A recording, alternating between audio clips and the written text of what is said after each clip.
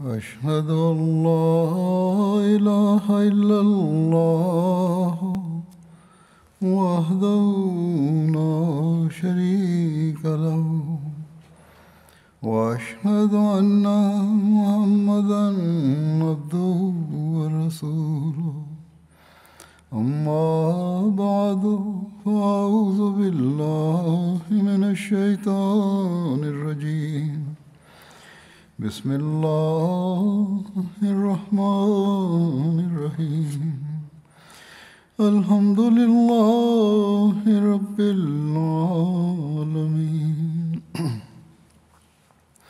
الرحمن الرحيم مالك يوم الدين إياك نعبد وإياك نستعين اهدنا الصراط المستقيم صراط الذين أنعمت عليهم غير المغضوب عليهم ولا الضالين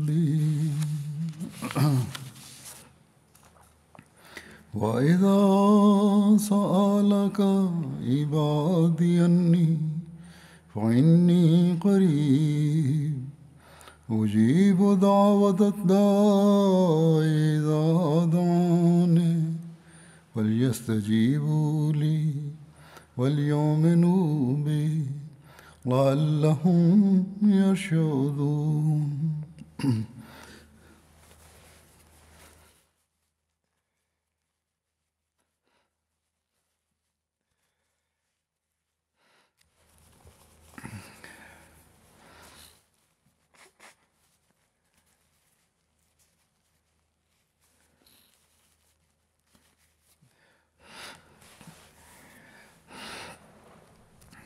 ଏବଂ ହେ ରସୁଲ, ଯେବେ ଆମ୍ଭ ଭକ୍ତମାନେ ତୁମ୍ଭଙ୍କୁ ଆମ୍ଭ ସଂକ୍ରାନ୍ତରେ ପ୍ରଶ୍ନ କରିବେ, ତେବେ କୁହ, ଆମ୍ଭେ ସେମାନଙ୍କ ନିକଟରେ ଅଛୁ।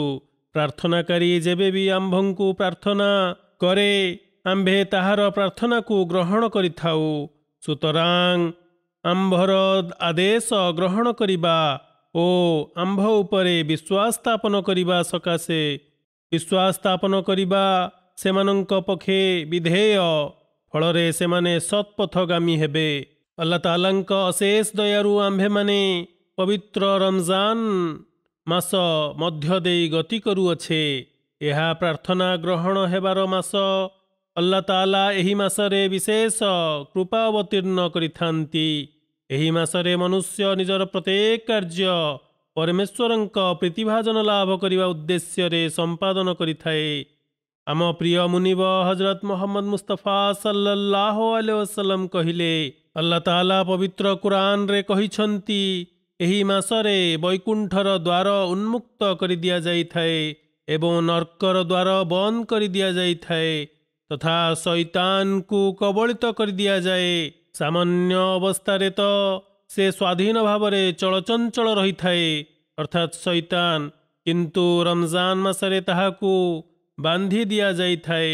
ସୁତରାଂ ଏହା ଆମ୍ଭର ସୌଭାଗ୍ୟ ଯେ ପ୍ରଭୁ ଆମ ପାଇଁ ଏପରି ଅବସର ଉତ୍ପନ୍ନ କରିଦେଇଛନ୍ତି, ଯଦ୍ୱାରା ଆମେ ପ୍ରଭୁଙ୍କ ସାନ୍ନିଧ୍ୟ ପ୍ରାପ୍ତି କରିପାରିବା। ଏହା ଆମର ଦୁର୍ଭାଗ୍ୟ ହେବ କି ଏପରି ସୁବର୍ଣ୍ଣ ଅବସର ଆମମାନଙ୍କ ସକାଶେ ପ୍ରଭୁ ଉତ୍ପନ୍ନ କରିଦେବା ପରେ ମଧ୍ୟ ଆମେ ସେଥିରୁ ବଞ୍ଚିତ ରହିଯିବା। କଣ ସଂସାରରେ ରମଜାନ ମାସରେ କୁକର୍ମୀ, ବେଶ୍ୟା, ଚୋର, ଡକାୟତ ଆଦି ଅପକର୍ମ ଓ ଅପରାଧ କରିନଥାନ୍ତି? କରିଥାନ୍ତି, ନିଶ୍ଚୟ କରିଥାନ୍ତି।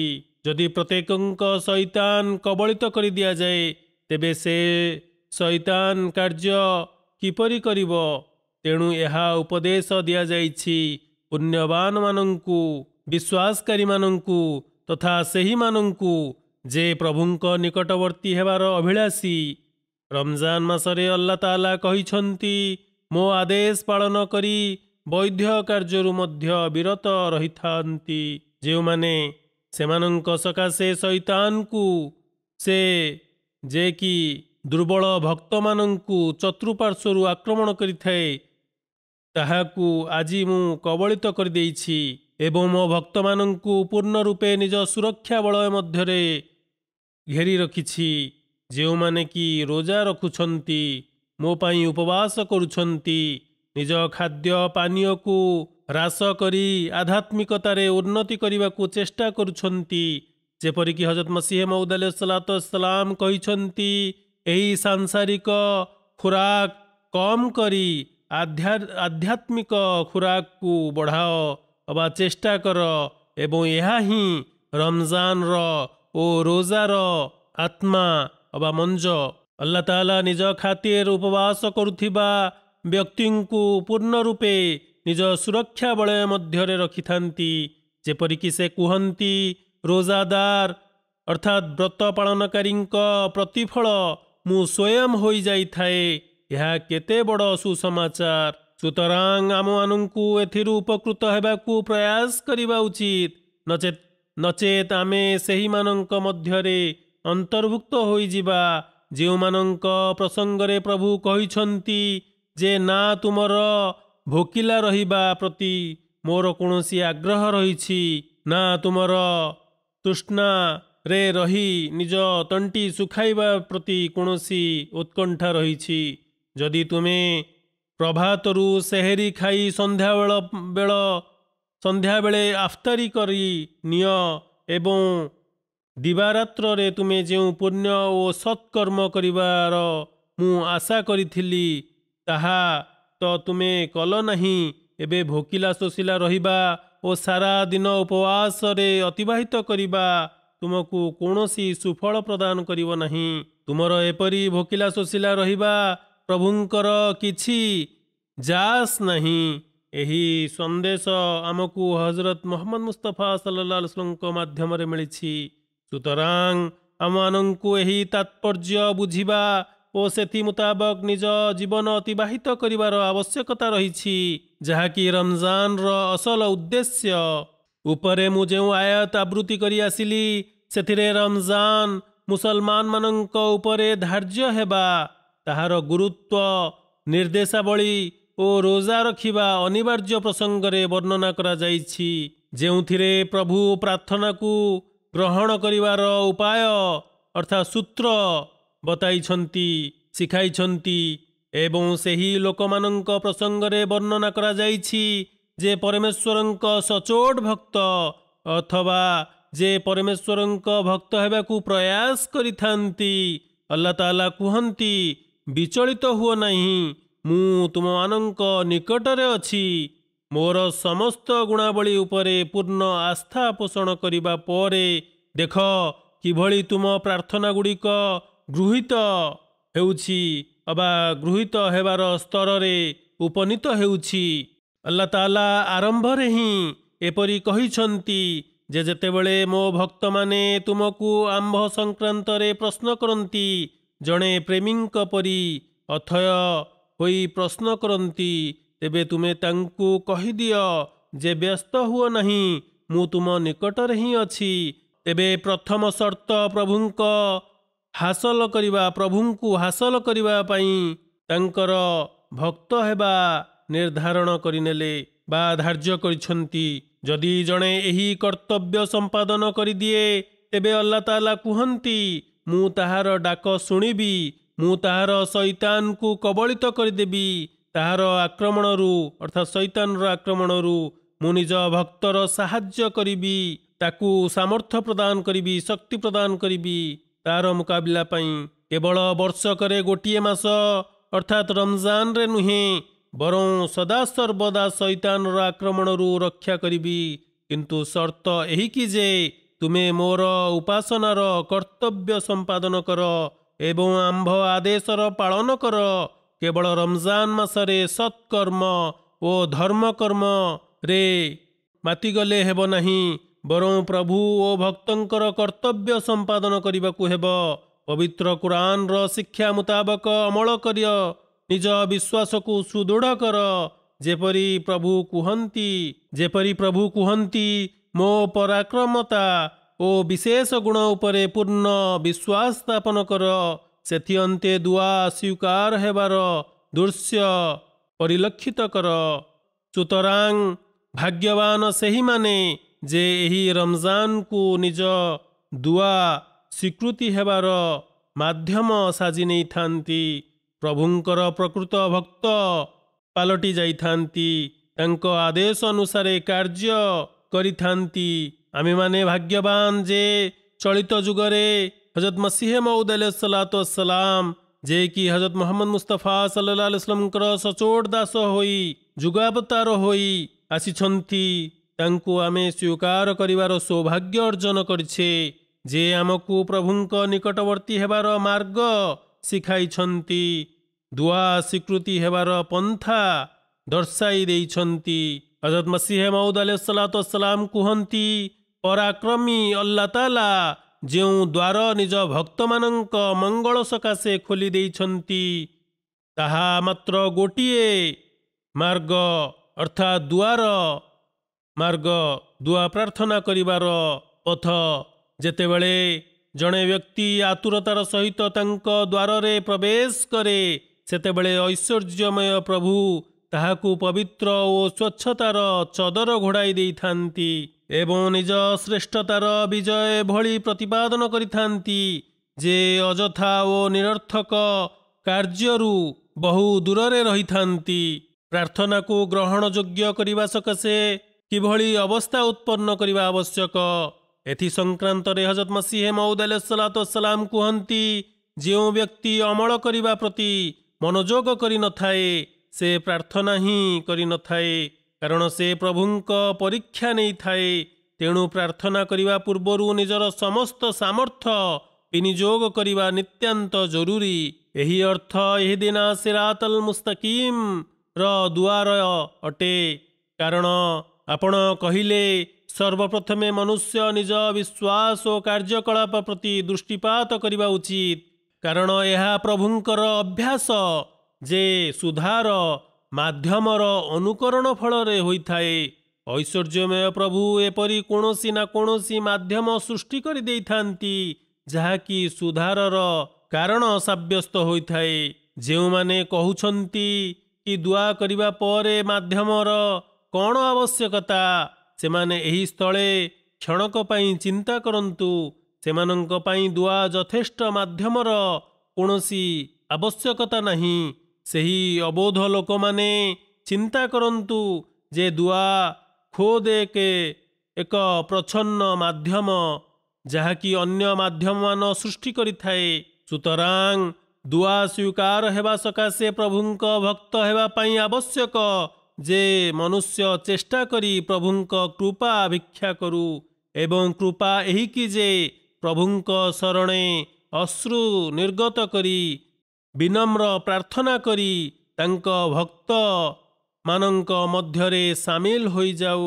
ସେହି ଭକ୍ତମାନଙ୍କ ମଧ୍ୟରେ ଯେ ଆସ୍ଥା ଓ କାର୍ଯ୍ୟକାରୀ କ୍ଷେତ୍ରରେ ପ୍ରଭୁଙ୍କର ନିଷ୍ଠାପର ଭକ୍ତ ଅଟନ୍ତି, ସେମାନେ ଦୁଆ କରିବା ପୂର୍ବରୁ ପ୍ରଭୁଙ୍କ ପ୍ରୀତିଭାଜନ ଲାଭ କରିବା ପାଇଁ ନିଜ ଭିତରେ ପରିବର୍ତ୍ତନ ଆଣିବାକୁ ଚେଷ୍ଟା କରିଥାନ୍ତି, ନିଜକୁ ବଦଳାଇ ଦେଇଥାନ୍ତି।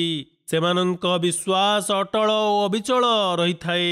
ସେମାନେ ଏକଥାର ଦୃଢ଼ ବିଶ୍ୱାସ ପୋଷଣ କରିଥାନ୍ତି ଯେ ପ୍ରଭୁଙ୍କ ନିକଟରେ ଏହି ସାମର୍ଥ୍ୟ ରହିଛି ଯେ ସେ ମାଟିକୁ ମଧ୍ୟ ସୁନାରେ ପରିଣତ କରିଦେଇପାରିବେ ଏବଂ ଅତି ଦୁଷ୍ଟ ଓ ମନ୍ଦ ସ୍ୱଭାବୀ ବ୍ୟକ୍ତିକୁ ମଧ୍ୟ ନିଜ ନିଷ୍ଠାପର ଭକ୍ତ ମଧ୍ୟରେ ସାମିଲ କରିଦେଇପାରିବେ, ପ୍ରଭୁଙ୍କ ପଥରେ ପରିଚାଳିତ କରାଇ ଦେଇପାରିବେ।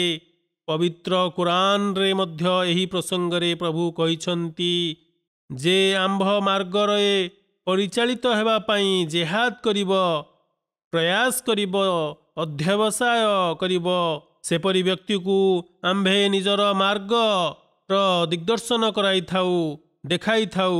ଏହି ପରିପ୍ରେକ୍ଷୀରେ ଆଲ୍ଲାହ ତାଆଲା ପବିତ୍ର କୁରାନରେ କହିଛନ୍ତି, ୱଲ୍ଲଯୀନା ଜାହାଦୁ ଫୀନା ଲା ନାହଦିୟନ୍ନହୁମ୍ ସୁବୁଲନା, ଯେଉଁମାନେ ଆମ୍ଭ ସହିତ ମିଳିତ ହେବା ପାଇଁ ଉଦ୍ୟମ କରନ୍ତି, ଆମ୍ଭେ ସେମାନଙ୍କୁ ନିଶ୍ଚୟ ଆମ୍ଭ ପଥ ପ୍ରତି ମାର୍ଗଦର୍ଶନ କରାଇବୁ। ସୁତରାଂ ଏହି ପବିତ୍ର ରମଜାନ ମାସରେ विशेष भावरे जेहाद करिवार आवश्यकता रही।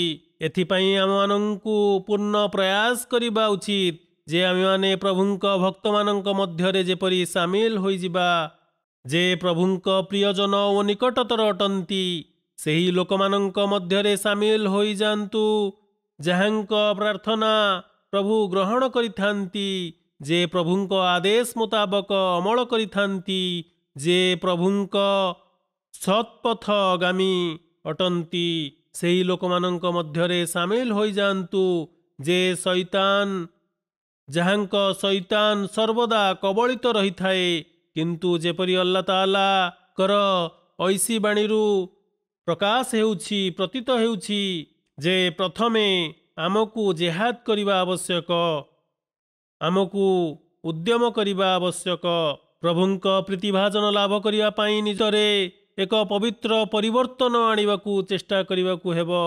हजरत मसीह मौद अलैहिस्सलातु वस्सलाम कुहंती, भला यह किभଳି संभव जे जेउ व्यक्ति अति असावधानर सहित अलसुआमी प्रदर्शन करी प्रभुंक ठारू सेही परी उपकृत होइजिब, जेपरि सेही व्यक्ति निजर समस्त बुद्धि ज्ञान ओ निष्ठार सहित निज सृष्टिकर्तांकर अनुसंधान करी उपकृत होइथाए। तेणु जेपरिकि मु उपरे अल्लाह तालांकर बाणी आवृत्ति करी आसिली जे सेही मानंकु ही प्रभु निज मार्गर दर्शन मार्गपति मार्गदर्शन करिथांती, जो माने कि तांको आड़कू तांको पथकू पाइबा पाई तांकू हासिल करिबा पाई प्रभुंकर प्राप्ति पाई उद्यम करिथांती। अतएव स्पष्ट रूपे दर्शाई देले अवहेला और अलस्वामी मानंक पाई संभव नुहे जे प्रभु ताहाकू सेमानंक मध्यरे सामिल करि दियंतु, जे निजर समस्त शक्ति और सामर्थ्य विनियोग करी प्रभुंक सानिध्य लाभ करिबाकू चेष्टा करिथांती। अनेक लोक प्रश्न करिथांती एवं मते पत्र मध्य लिखिथांती जे आमे माने बहुत दुआ कलु किंतु निजर उद्देश्य रे सफल हेलु नहीं, आम दुआ गृहीत हेला नहीं। तेबे एपरी व्यक्ति भूल कहउछंती, कारण प्रभु कदापि भूल कहि नथांती। संभवतः मनुष्य जाहाकू उच्च आसन रे मने करुअछि ताहा प्रभुंक समक्षरे दुर्बल ओ ताहाठारे अनेक दोष त्रुटि मान रहिछि एवं ताहाकू जेहाद करी निज भितरे बहुत परिवर्तन आनिबार आवश्यकता रहिछि ओ दुआ प्रार्थना करिवार आवश्यकता रहिछि। मसीह मौद अलैहिस्सलातु वस्सलाम कुहंती, जेउ व्यक्ति निजर समस्त सामर्थ्य बुद्धि ज्ञान ओ निष्ठार सहित प्रभुंकर संधान करि न थाए ताहाकू से कदापि निज मार्गपति पथ प्रदर्शन कराई नथांती। सुतरां आम्भंकु देखिबाकू हेबो जे कौन आमे माने निजर समस्त सामर्थ्य विनियोग करी प्रभुंक आदेश पालन करुअछे, जेपरिकी फल्यस्तजीबुली अर्थात अल्लाह तालांक प्रत्येक निर्देश पालन करुछंती। पूर्ण निष्ठा और विश्वस्ततार सहित प्रभुंक आदेश पालन करुछंती कि नुहे ताहा देखिबार कथा। तेबे आमकू अभिमान ओ अभियोग करिबा उचित नुहे जे प्रभु आमर दुआ सुनिले नहीं। सुतरां दुआ ग्रहणीय हेबा पाई प्रथमे निज अवस्था परिवर्तन करी प्रभुंक आड़कू पाद बढ़ाइबा उचित। अध्यवसाय करिबा जरूरी। तांको दया जहाँकि प्रत्येक वस्तु को घेरी रही भक्तर अध्यवसाय को सहज करि नै थाए। सुतरां प्रार्थना ग्रहण हेबा सकाशे मध्य सर्वप्रथमे निज अवस्था परिवर्तन करी परमेश्वरंक आड़कू अग्रसर हेबा जरूरी। हजरत मोहम्मद मुस्तफा सल्लल्लाहु अलैहि वसल्लम कुहंती, अल्लाह ताला कहिछंती, जेतेबेले भक्त आंभ प्रति गोटिए पाद चली आसे सेतेबेले आंभे ताहा निकटकू दौड़ी चली जाइथाउ। सुतरां परमेश्वर आंभ उपरे भली दयाशील जेउंथिपाई निष्ठा और विश्वस्त हेबा शर्त अटे। यह नुहे जे रमजान रे दाबी कर जे आमे नमाज पाठ करिबू, प्रभुंक आदेश पालन करिनेबू, भक्तंक कर्तव्य संपादन करिबू, किंतु रमजान अतिबाहित हेबा परे सेमाने समस्ते ସେ ସମସ୍ତ ଧର୍ମାଦେଶକୁ ପାଶୋରି ସାଂସାରିକ କାର୍ଯ୍ୟରେ ନିମଜ୍ଜିତ ହୋଇଯିବ ଅବା ହୋଇଯାଅ। ଏପରି ଅବସ୍ଥାରେ ପରମେଶ୍ୱରଙ୍କ ନିକଟରେ ଅଭିମାନ ଓ ଅଭିଯୋଗ କରିବା ଅନୁଚିତ। ଈଶ୍ୱର ତ କହିଥାନ୍ତି, ମୁଁ ପ୍ରାର୍ଥନାକାରୀର ପ୍ରାର୍ଥନା ଶୁଣିଥାଏ, କିନ୍ତୁ ଲୋକମାନେ ପ୍ରାୟ ଏହି ଅଭିଯୋଗ କରିଥାନ୍ତି ଯେ ମୋର ତ ଡାକ କେହି ଶୁଣିଲେ ନାହିଁ, ମୋର ଅଭିଳାଷ ତ କେହି ପୂରଣ କଲେ ନାହିଁ। ଆଲ୍ଲାହ ତାଆଲା ତ ପ୍ରତି ମୁହୂର୍ତ୍ତରେ ନିଜ ଭକ୍ତଙ୍କୁ ନିଜ ପ୍ରେମର ଛତ୍ରଛାୟା ତଳେ ଢାଙ୍କି ରଖିଥାନ୍ତି ବା ଢାଙ୍କି ରଖିବାକୁ ଚେଷ୍ଟା କରିଥାନ୍ତି। ଭକ୍ତର ତାହା ଆଡ଼କୁ ଗତି କରିବା ତ ତାଙ୍କୁ ଏଭଳି ପ୍ରସନ୍ନିତ କରିଥାଏ ଯେପରି ଏକ ଜନନୀକୁ ତାହାର ହଜିଯାଇଥିବା ଛୁଆ ପ୍ରାପ୍ତ ହେଲେ ଆନନ୍ଦ ଲାଭ ହୋଇଥାଏ, ଅଥବା ଜଣେ ମରୁଯାତ୍ରୀକୁ ହଜିଯାଇଥିବା ଓଟ ଯେଉଁଥିରେ କି ତାହାର ସମସ୍ତ ଖାଦ୍ୟ ପାନୀୟ ଓ ଆବଶ୍ୟକୀୟ ସାମଗ୍ରୀ ଲଦା ହୋଇଥିଲା ମିଳିଗଲେ ଆନନ୍ଦ ଲାଭ ହୋଇଥାଏ। ପ୍ରଭୁଙ୍କ ଦୃଷ୍ଟିରୁ ତ କୌଣସି ବିଷୟ ପ୍ରଚ୍ଛନ୍ନ ନୁହେଁ, ଗୋପନ ନୁହେଁ। ସର୍ବଦା ମନେ ରଖିବା ଉଚିତ ଯେ ସେ ଏହା ମଧ୍ୟ ଜାଣନ୍ତି ଯେ ମନୁଷ୍ୟ ନିଜ ପ୍ରତିଜ୍ଞା କରିବା ପରେ ତାହା ଭଙ୍ଗ କରିଦେଇଥାଏ। କେବଳ ରମଜାନରେ ସତ୍କର୍ମ ପ୍ରତି ଧ୍ୟାନ କେନ୍ଦ୍ରିତ କରିଥାଏ। ଏପରି ଲୋକମାନଙ୍କ ସହିତ ପ୍ରଭୁ ଯାହା ଇଚ୍ଛା ଆଚରଣ କରିପାରନ୍ତି, କିନ୍ତୁ କେତେକ ସମୟରେ ଏପରି ଲୋକମାନଙ୍କ ଦୁଆ ମଧ୍ୟ ଗ୍ରହଣ କରାଯାଇଥାଏ ଯଦ୍ୱାରା ସେମାନଙ୍କୁ ଜ୍ଞାତ ହୋଇଯିବ ଯେ ପରମେଶ୍ୱର କିଭଳି ଦୟାଶୀଳ ଓ ତାଙ୍କ ଆଡ଼କୁ ସର୍ବଦା ନତମସ୍ତକ ହୋଇ ରହିବା ତାହାର କର୍ତ୍ତବ୍ୟ।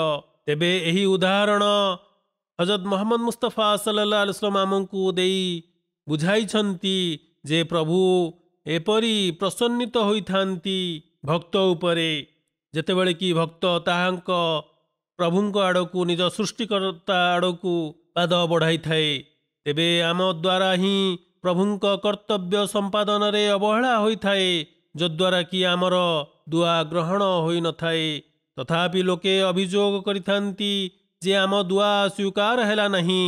ସୁତରାଂ ଆମକୁ ନିଜ ଆତ୍ମସମୀକ୍ଷା କରିବା ଉଚିତ ଏବଂ ଏହି ପ୍ରତିଜ୍ଞା କରିବା ନିଜ ସହିତ ଯେ ଆମେ ଏହି ରମଜାନରେ ପ୍ରଭୁଙ୍କୁ ପ୍ରାପ୍ତ କରିନେବା, ତାଙ୍କ ଆଦେଶ ପାଳନ କରିବା, ତାଙ୍କ ସାନ୍ନିଧ୍ୟ ଲାଭ କରିବା ସକାଶେ ପୂର୍ଣ୍ଣ ଅଧ୍ୟାବସାୟ କରିବା, ନିଜ ବିଶ୍ୱାସକୁ ସୁଦୃଢ଼ କରିବାକୁ ପ୍ରୟାସ କରିବା।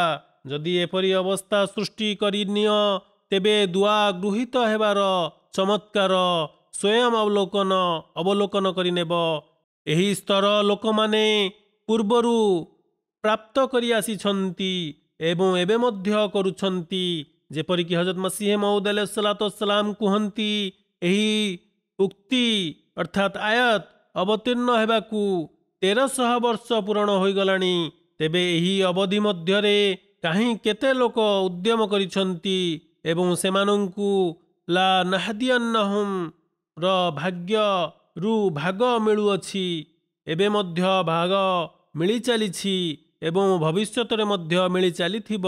ସୁତରାଂ ଆମ୍ଭମାନଙ୍କୁ ଚେଷ୍ଟା କରିବା ଉଚିତ ଯେ ଆମ୍ଭେ ଏହି କୃପାର ଭାଗିଦାରୀ ହେବା ଏବଂ ଆଲ୍ଲାହ ତାଆଲାଙ୍କ ପ୍ରୀତିଭାଜନ ଲାଭ କରିବାର ଜେହାଦରୁ କଦାପି ଓହରି ଯିବା ନାହିଁ।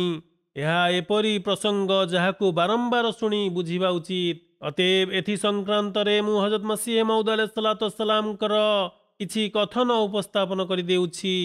ହୁଜୁର ଆଲୈହିସ୍ସଲାମ କହିଲେ, ଯେ କେହି ପବିତ୍ର କୁରାନର 700 ଗୋଟି ଆଦେଶବଳୀର ପାଳନ କରେ, ଯେ ନିଜ ବିଶ୍ୱାସ ସମ୍ପୂର୍ଣ୍ଣ କରିବା ସକାଶେ ଜେହାଦ କରିଥାଏ, ପ୍ରଭୁଙ୍କ ବିଶେଷ ଗୁଣ ହାସଲ କରିବା ପାଇଁ ପ୍ରୟାସ କରିଥାଏ, ସେମାନେ ନିଜର ଏହି ପ୍ରୟାସକୁ ଜାରି ରଖନ୍ତି, ଅବ୍ୟାହତ ରଖନ୍ତି ଏବଂ ନିଜ ପାଦ ଆଗକୁ ବଢ଼ାଇ ଚାଲିଥାନ୍ତି, ତେବେ ସେମାନଙ୍କ ପାଇଁ ଏହି ରମଜାନ ଏକ ବିଶେଷ ମାଧ୍ୟମ, ଏକ ସୁବର୍ଣ୍ଣ ସୁଯୋଗ ସେହି ଜେହାଦ କରିବାର, ସେହି ଜେହାଦକୁ ଜାରି ରଖିବାର, ଯେଉଁଥିରେ କି ମନୁଷ୍ୟ ଜେହାଦର ମାଇଲ ଖୁଣ୍ଟ ଅତିକ୍ରମ କରିବାକୁ ସକ୍ଷମ ହୋଇଥାଏ।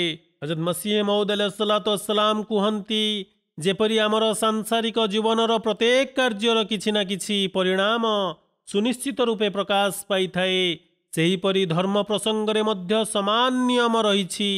ପରମେଶ୍ୱର ଏହି ଦୁଇ ଉଦାହରଣ ମାଧ୍ୟମରେ ସ୍ପଷ୍ଟ ରୂପେ ଦର୍ଶାଇ ଦେଇଛନ୍ତି ଯେ ଯେଉଁମାନେ ଏହି କାର୍ଯ୍ୟ ସମ୍ପାଦନ କଲେ ସେମାନେ ନିଜ ସୃଷ୍ଟିକର୍ତ୍ତାଙ୍କ ଅନୁସନ୍ଧାନ କରିବାରେ ପୁରା ଉଦ୍ୟମ କଲେ, ତେବେ ଏହି କାର୍ଯ୍ୟର ପ୍ରତିକ୍ରିୟା ସ୍ୱରୂପ ଆମ ଉପରେ ଅନିବାର୍ଯ୍ୟ ହେବ ଯେ ଆମ୍ଭେ ତାହାକୁ ନିଜର ମାର୍ଗ ଦର୍ଶନ କରାଇବୁ।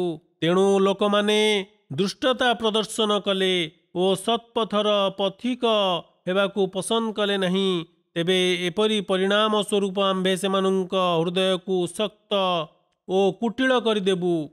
ସୁତରାଂ ତାହାକୁ ଆଉ ଏକ ଦିଗରୁ ଆପଣ ଉପସ୍ଥାପନ କଲେ, ଅର୍ଥାତ୍ ଏହି କଥାକୁ ଆଉ ଏକ ଦିଗରେ ଉପସ୍ଥାପନ କଲେ, ବୁଝାଇବାକୁ ଚେଷ୍ଟା କଲେ, ଯେପରିକି ଆଲ୍ଲାହ ତାଆଲା କହିଛନ୍ତି, ଯଦି ଆମ ମାର୍ଗକୁ ହାସଲ କରିବା ପାଇଁ ତୁମେ ଜେହାଦ କରି ଆମଠାରୁ କୃପା ଲାଭ କରିବାକୁ ଚାହୁଁଛ, ତେବେ ମନେ ରଖ ଏହାର ନକାରାତ୍ମକ ଦିଗ ମଧ୍ୟ ରହିଛି। ଅର୍ଥାତ୍ ଯଦି ଆମ ମାର୍ଗର ଅନୁସରଣ ନ କଲ ତେବେ ତୁମ ହୃଦୟ କୁଟିଳ ହୋଇଯିବ। ଦୁଆ ଗ୍ରହଣ ହେବା ତ ଦୂରର କଥା, ନିଜ ଇହ ଓ ପରକାଳ ତୁମେ ନଷ୍ଟ କରି ବସିବ। ସୁତରାଂ ଏହି କଥନରେ ଯେଉଁ ସ୍ଥଳେ ସୁସମାଚାର ରହିଛି, ଅପରପକ୍ଷେ ସତର୍କ ମଧ୍ୟ କରାଯାଇଛି, ସାବଧାନ ମଧ୍ୟ କରାଯାଇଛି। ଆଉ ଏକ ସ୍ଥାନରେ ସ୍ପଷ୍ଟୀକରଣ କରି ହୁଜୁର କହିଲେ, ମନୁଷ୍ୟ ହୃଦୟରେ ଅନେକ ସମୟରେ ଭିନ୍ନ ଭିନ୍ନ କିସମର ଅବସ୍ଥା ତାହାକୁ ପ୍ରଭାବିତ କରିଥାଏ। ଶେଷରେ ପରମେଶ୍ୱର ପବିତ୍ର ଆତ୍ମାଗୁଡ଼ିକର ଦୁର୍ବଳତା ଦୂର କରିଦେଇଥାନ୍ତି। ପୁଣି ତାହା ଦୃଷ୍ଟିରେ ସମସ୍ତ ବିଷୟ ଘୃଣ୍ୟ ହୋଇଯାଇଥାଏ, ଯାହାକି ପ୍ରଭୁଙ୍କ ଦୃଷ୍ଟିରେ ଘୃଣ୍ୟ ଅଟେ, ଏବଂ ସେ ସମସ୍ତ ମାର୍ଗ ସୁନ୍ଦର ଓ ସୁଶୋଭିତ ଦିଶିଥାଏ, ଯାହାକି ପ୍ରଭୁଙ୍କ ନିକଟରେ ପ୍ରିୟ ଓ ସୁନ୍ଦର। ସେଥିଅନ୍ତେ ତାହାକୁ ଏପରି ଶକ୍ତି ଲାଭ ହୋଇଥାଏ ଯାହାଫଳରେ ତାର ଦୁର୍ବଳତା ଦୂର ହୋଇଯାଇଥାଏ, ଏକ ଏପରି ତେଜସ୍ୱୀ ଲାଭ ହୋଇଥାଏ ଯାହା ପରେ ଦୁର୍ବଳତା ନଥାଏ, ଏପରି ଧର୍ମପରାୟଣତା ପ୍ରାପ୍ତି ହୋଇଥାଏ ଯାହା ପରେ କାମନାର ଅନ୍ତ ଘଟେ। ପ୍ରଭୁ ଏପରି ପ୍ରସନ୍ନିତ ହୋଇଥାନ୍ତି ଯେ ସେଥିଅନ୍ତେ ସମସ୍ତ ଦୋଷ ତ୍ରୁଟି ବାକି ରହିଯାଇ ନଥାଏ। ସମସ୍ତ ଦୋଷ ତ୍ରୁଟି ଉପରେ ପୂର୍ଣ୍ଣଚ୍ଛେଦ ପଡ଼ିଯାଇଥାଏ, କିନ୍ତୁ ଅନୁକମ୍ପା ଦୀର୍ଘ ସମୟ ପରେ ପ୍ରାପ୍ତି ହୋଇଥାଏ ବା ମିଳିଥାଏ। ପ୍ରଥମେ ତ ମନୁଷ୍ୟ ନିଜ ଦୁର୍ବଳତା ଯୋଗୁଁ ଅନେକ ଥର ଝୁଣ୍ଟିଥାଏ, କିନ୍ତୁ ଶେଷରେ ତାହାକୁ ସତ୍ୟବାଦୀ ଦେଖି ଅଦୃଶ୍ୟ ଶକ୍ତି ନିଜ ଆଡ଼କୁ ଆକର୍ଷିତ କରିଦେଇଥାନ୍ତି, ଅର୍ଥାତ୍ ପ୍ରଭୁ ପରମେଶ୍ୱର। ଏହା ଏଥିପ୍ରତି ଇଙ୍ଗିତ ଯେ ୱଲ୍ଲଜୀନା ଜାହାଦୁ ଫିନା ଲା ନାହଦିୟାନ୍ନହୁମ୍ ସୁବୁଲନା, ଅର୍ଥାତ୍ ଆମ୍ଭେ ସେମାନଙ୍କୁ ଧର୍ମନିଷ୍ଠ ଓ ବିଶ୍ୱାସରେ ସୁଦୃଢ଼ ଦେଖି ନିଶ୍ଚିତ ରୂପେ ସେମାନଙ୍କୁ ପ୍ରେମ ଓ ବ୍ରହ୍ମଜ୍ଞାନର ମାର୍ଗ ଆଡ଼କୁ ମାର୍ଗଦର୍ଶନ କରାଇବୁ। ସେମାନେ ସତ୍କର୍ମ କରିବେ ଓ କଳୁଷିତ ଜୀବନକୁ ତର୍କ କରିଦେବେ, ବର୍ଜନ କରିଦେବେ। ପବିତ୍ରତା ଓ ପୁଣ୍ୟର ସାମର୍ଥ୍ୟ ନିଜ ଭିତରେ ନିଜର ଭଲ ପାଇବା ରୂପେ ପ୍ରଭୁ ତାହାକୁ ପ୍ରଦାନ କରିବେ। ଆଉ ଏକ ସ୍ଥାନରେ ଆପଣ କୁହନ୍ତି, ୱଲ୍ଲଜୀନା ଜାହାଦୁ ଫିନା ଲାନାହଦିୟାନ୍ନହୁମ୍ ସୁବୁଲନା, ଯେ ଆମ ପଥରେ ଉଦ୍ୟମ କରିବ ଆମ୍ଭେ ତାହାକୁ ନିଜ ପଥ ପ୍ରଦର୍ଶନ କରାଇବୁ। ଏହା ପରମେଶ୍ୱରଙ୍କର ଅଙ୍ଗୀକାର ଯେ କ୍ଷମା ଯାଚନା କରି ପ୍ରଭୁଙ୍କ ନିକଟରେ ନତମସ୍ତକ ହୋଇଥାନ୍ତି, ନିଜ ଦୋଷ ତ୍ରୁଟି ପ୍ରତି କ୍ଷୋଭ ପ୍ରକାଶ କରିଥାନ୍ତି, ପ୍ରଭୁଙ୍କ ସନ୍ଧାନରେ ଭୀଷଣ ଅଧ୍ୟବସାୟ କରିଥାନ୍ତି, ପରିଶ୍ରମ କରିଥାନ୍ତି, ସେତେବେଳେ ପ୍ରଭୁଙ୍କ ପ୍ରେମ ଅଧୀର ଅଥୟ ହୋଇଉଠେ। ତାଙ୍କ କ୍ଷମା ଆଚରଣ କରିବା ଗୁଣ ଅଣଆୟତ ହୋଇଉଠେ ଏବଂ ନିଜ ଭକ୍ତଙ୍କ ଆଡ଼କୁ ସେ ଚାଲି ଆସନ୍ତି ଏବଂ ତାହାକୁ ପବିତ୍ରତା ଓ ପୁଣ୍ୟକର୍ମ ପାଇଁ ସାମର୍ଥ୍ୟ ପ୍ରଦାନ କରିଥାନ୍ତି, ତାହାକୁ ପାଛୋଟି ନେଇଥାନ୍ତି। ସେତେବେଳେ ତାହାର ପ୍ରତ୍ୟେକ କ୍ରିୟା ପ୍ରଭୁଙ୍କ ପ୍ରୀତିଭାଜନ ଲାଭ କରିବା ଉଦ୍ଦେଶ୍ୟରେ ସାଧିତ ହୋଇଥାଏ।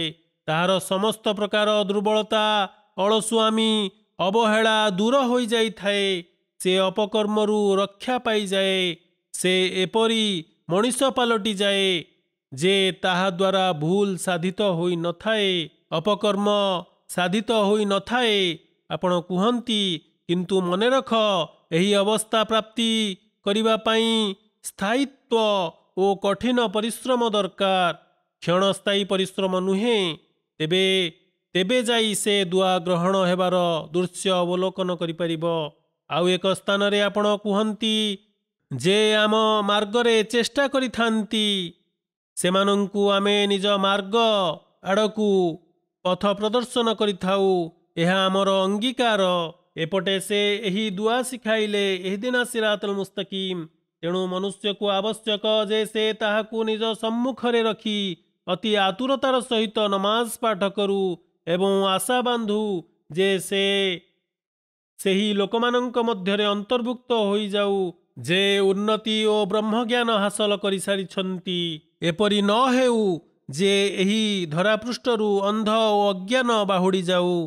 ସୁତରାଂ ଏହି ସ୍ତର ଓ ଆସନକୁ ହାସଲ କରିବା ପାଇଁ ଯେଉଁ ସ୍ଥଳେ ପ୍ରଭୁ ନିଜ ପ୍ରତି ପଥ ପ୍ରଦର୍ଶନ କରିଥାନ୍ତି, ତେଣୁ ଏଥିସକାଶେ ସୂରେ ଫାତିହା ପାଠ କରିବା ସମୟରେ ବାରମ୍ବାର ଇହଦିନା ସିରାତଲ ମୁସ୍ତକିମ୍ର ଆବୃତ୍ତି କରିବା ଉଚିତ।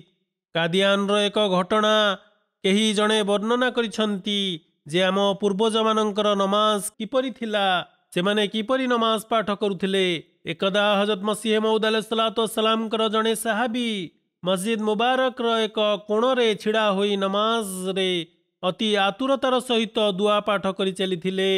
ଯେତେବେଳେ ଧ୍ୟାନପୂର୍ବକ ଶୁଣାଗଲା ଯେ ସେ କ'ଣ ଦୁଆ କରୁଛନ୍ତି, ସେତେବେଳେ ଏହି ଦୁଆ ବାରମ୍ବାର ସେ ପୁନରାବୃତ୍ତି କରୁଥିବାର ଶୁଣିବାକୁ ମିଳିଲା, ଇହଦିନା ସିରାତଲ ମୁସ୍ତକିମ୍।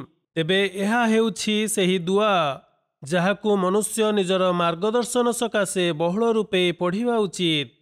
ହଜରତ ମସିହ ମଉଦ ଆଲୈହିସ୍ସଲାତୁୱସ୍ସଲାମ ପୁନଶ୍ଚ କୁହନ୍ତି, ଆଲ୍ଲାହ ତାଆଲାଙ୍କର ଏହି ପ୍ରତିଶ୍ରୁତି ରହିଛି ଯେ ଯେଉଁ ବ୍ୟକ୍ତିମାନେ ନିଷ୍ଠାପରତାର ସହିତ ଓ ପୁଣ୍ୟ ଉଦ୍ଦେଶ୍ୟ ରଖି ଆଲ୍ଲାହ ତାଆଲାଙ୍କ ମାର୍ଗ ଅନୁସରଣ କରିଥାନ୍ତି, ଆଲ୍ଲାହ ତାଆଲା ସେମାନଙ୍କ ଉପରେ ମାର୍ଗଦର୍ଶନ ଓ ପରିଚିତର ମାର୍ଗ ଉନ୍ମୋଚିତ କରିଦେଇଥାନ୍ତି।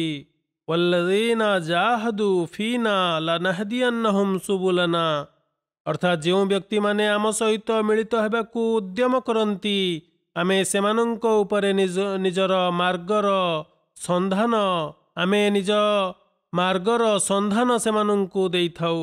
ଆମ ସହିତ ମିଳିତ ହୋଇର ଅର୍ଥ ଏହିକି ଯେ ଯଦି କେବଳ ନିଷ୍ଠା ସତ୍ ଉଦ୍ଦେଶ୍ୟକୁ ଆୟୁଧ କରି ଈଶ୍ୱର ଉପାସନା ବା ଭକ୍ତିକୁ ନିଜର ଅଭିପ୍ରାୟ କରି ଏହି ଉଦ୍ୟମ କରାଯାଏ, ତେବେ ଯାଇ ଆମେମାନେ ସେହି ପରମେଶ୍ୱରଙ୍କୁ ପ୍ରାପ୍ତ କରିପାରିବା। ସାଂସାରିକତାର କୌଣସି ବିଶେଷ ଅଭିପ୍ରାୟ ନଥାଏ, ବରଂ ପ୍ରକୃତ ଅଭିପ୍ରାୟ ଉଦ୍ଦେଶ୍ୟ ଈଶ୍ୱରଙ୍କର ହିଁ ଅଟେ। ନିଷ୍ଠାର ସହିତ ଆଲ୍ଲାହ ତାଆଲାଙ୍କୁ ପ୍ରାପ୍ତ କରିବାର ଅଭିପ୍ରାୟ ହିଁ ପ୍ରକୃତ ଅଭିପ୍ରାୟ ଅଟେ। ପୁନଶ୍ଚ ହଜରତ ମସିହ ମଉଦ ଆଲୈହିସ୍ସଲାତୁୱସ୍ସଲାମ କୁହନ୍ତି, ଯଦି କୌଣସି ବ୍ୟକ୍ତି ଉପହାସ ଓ ପ୍ରହସନର ପନ୍ଥା ଅନୁସରଣ କରି ପରୀକ୍ଷା କରେ, ତେବେ ସେହି ବ୍ୟକ୍ତି ହତଭାଗ୍ୟ ଏବଂ ବଞ୍ଚିତ ରହିଯାଇଥାଏ। ଅତଏବ ଏହି ପବିତ୍ର ନୈତିକତାକୁ ଆଧାର କରି ଯଦି ତୁମେମାନେ ପ୍ରକୃତ ଓ ସହୃଦୟର ସହିତ ଉଦ୍ୟମ କର ଓ ଦୁଆ କର, ତେବେ ସେହି ଈଶ୍ୱର କ୍ଷମା ପ୍ରଦାନ କରିଥାନ୍ତି। ସେ ନିଶ୍ଚିତ ରୂପେ ତୁମକୁ କ୍ଷମା ପ୍ରଦାନ କରିବେ। କିନ୍ତୁ ଯଦି କେହି ଆଲ୍ଲାହ ତାଆଲାଙ୍କୁ ଭ୍ରୂକ୍ଷେପ ନ କରେ, ତେବେ ଆଲ୍ଲାହ ତାଆଲା ମଧ୍ୟ କାହାର ଖାତିର କରିନଥାନ୍ତି। ତାହାଙ୍କୁ ତୁମର ମଧ୍ୟ କୌଣସି ଆବଶ୍ୟକତା ନାହିଁ, ଲୋଡ଼ା ନାହିଁ। ହଜରତ ମସିହ ମଉଦ ଆଲୈହିସ୍ସଲାତୁୱସ୍ସଲାମ ପୁନଶ୍ଚ କୁହନ୍ତି, ଯେଉଁଭଳି ବ୍ୟାପାର କର୍ମକାଣ୍ଡ ମନୁଷ୍ୟକୁ ଇହଧାମରେ ସମ୍ପାଦନ କରିବାକୁ ପଡ଼ିଥାଏ ଏବଂ ଯେଉଁଭଳି ପ୍ରୟାସ ମନୁଷ୍ୟକୁ ସାଂସାରିକ କାର୍ଯ୍ୟ ପାଇଁ ଇହକାଳରେ କରିବାକୁ ପଡ଼ିଥାଏ, ଠିକ୍ ସେହିପରି ଉଦାହରଣ ସଂସାରରେ ରହିଛି। ଯେତେବେଳେ ବ୍ୟକ୍ତି ନିଜର ଅଙ୍ଗ ପ୍ରତ୍ୟଙ୍ଗ ଯଥା ହସ୍ତ ଗୋଡ଼କୁ ଚଳଚଞ୍ଚଳ କରେ, ସେତେବେଳେ ଆଲ୍ଲାହ ତାଆଲା ତହିଁରେ କଲ୍ୟାଣ ପ୍ରଦାନ କରିଦେଇଥାନ୍ତି। ସେହିପରି ଯେଉଁମାନେ ଆଲ୍ଲାହ ତାଆଲାଙ୍କ ମାର୍ଗରେ ପରିଶ୍ରମ ଓ ଅଧ୍ୟବସାୟ କରନ୍ତି, ସେମାନେ ହିଁ ତାହାଙ୍କ ମାର୍ଗ ହାସଲ କରି ନେଇଥାନ୍ତି, ତାଙ୍କ ମାର୍ଗର ସନ୍ଧାନ ପାଇଥାନ୍ତି। ତେଣୁ ଅଲ୍ଲାହ ତାଆଲା କୁହନ୍ତି, ୱଲ୍ଲଯୀନା ଜାହାଦୁ ଫୀନା ଲନହଦିୟନ୍ନହୁମ୍ ସୁବୁଲନା। ଅତଏବ ଉଦ୍ୟମ ହିଁ ଏକାନ୍ତ ପ୍ରୟୋଜନୀୟ ବସ୍ତୁ, କାରଣ ଉଦ୍ୟମ ହିଁ ସଫଳତାର ଚାବିକାଠି। ଅତଏବ ଆମେମାନେ ଯେତେବେଳେ ସାଂସାରିକ ବସ୍ତୁର ମୋହ ପ୍ରାପ୍ତି ସକାଶେ ନିଜର ସକଳ ପ୍ରଚେଷ୍ଟାକୁ ଚରମ ସ୍ତର ପର୍ଯ୍ୟନ୍ତ ପହଞ୍ଚାଇ ଦେବା, ତେବେ ଆମେ କାହିଁକି ଏହା ଭାବୁନାହେଁ ଯେ ଆମେ ସାମାନ୍ୟ ତୁଣ୍ଡ ଖୋଲି କହିଦେଲୁ ଏବଂ ଈଶ୍ୱର ଆମକୁ ପ୍ରାପ୍ତ ହୋଇଯିବେ? ତେବେ ଆମେମାନେ କାହିଁକି ଏହା ଚିନ୍ତା କରୁନାହେଁ ଯେ ଆମେ ସାମାନ୍ୟ ତୁଣ୍ଡ ଖୋଲି କହିଦେଲେ ଈଶ୍ୱର ଆମକୁ ପ୍ରାପ୍ତ ହୋଇଯିବେ? ଏଠାରେ ପୁନଶ୍ଚ ସେହି କଥା ଆସିଗଲା ଯେଉଁ କଥା ସମ୍ପର୍କରେ ଲୋକମାନେ କୁହନ୍ତି ଆମମାନଙ୍କର ଦୁଆ ଗ୍ରହଣ ହେଉନାହିଁ। ତେବେ ସେମାନଙ୍କୁ ସର୍ବପ୍ରଥମେ ନିଜର ଆତ୍ମସମୀକ୍ଷା କରିବା ଉଚିତ।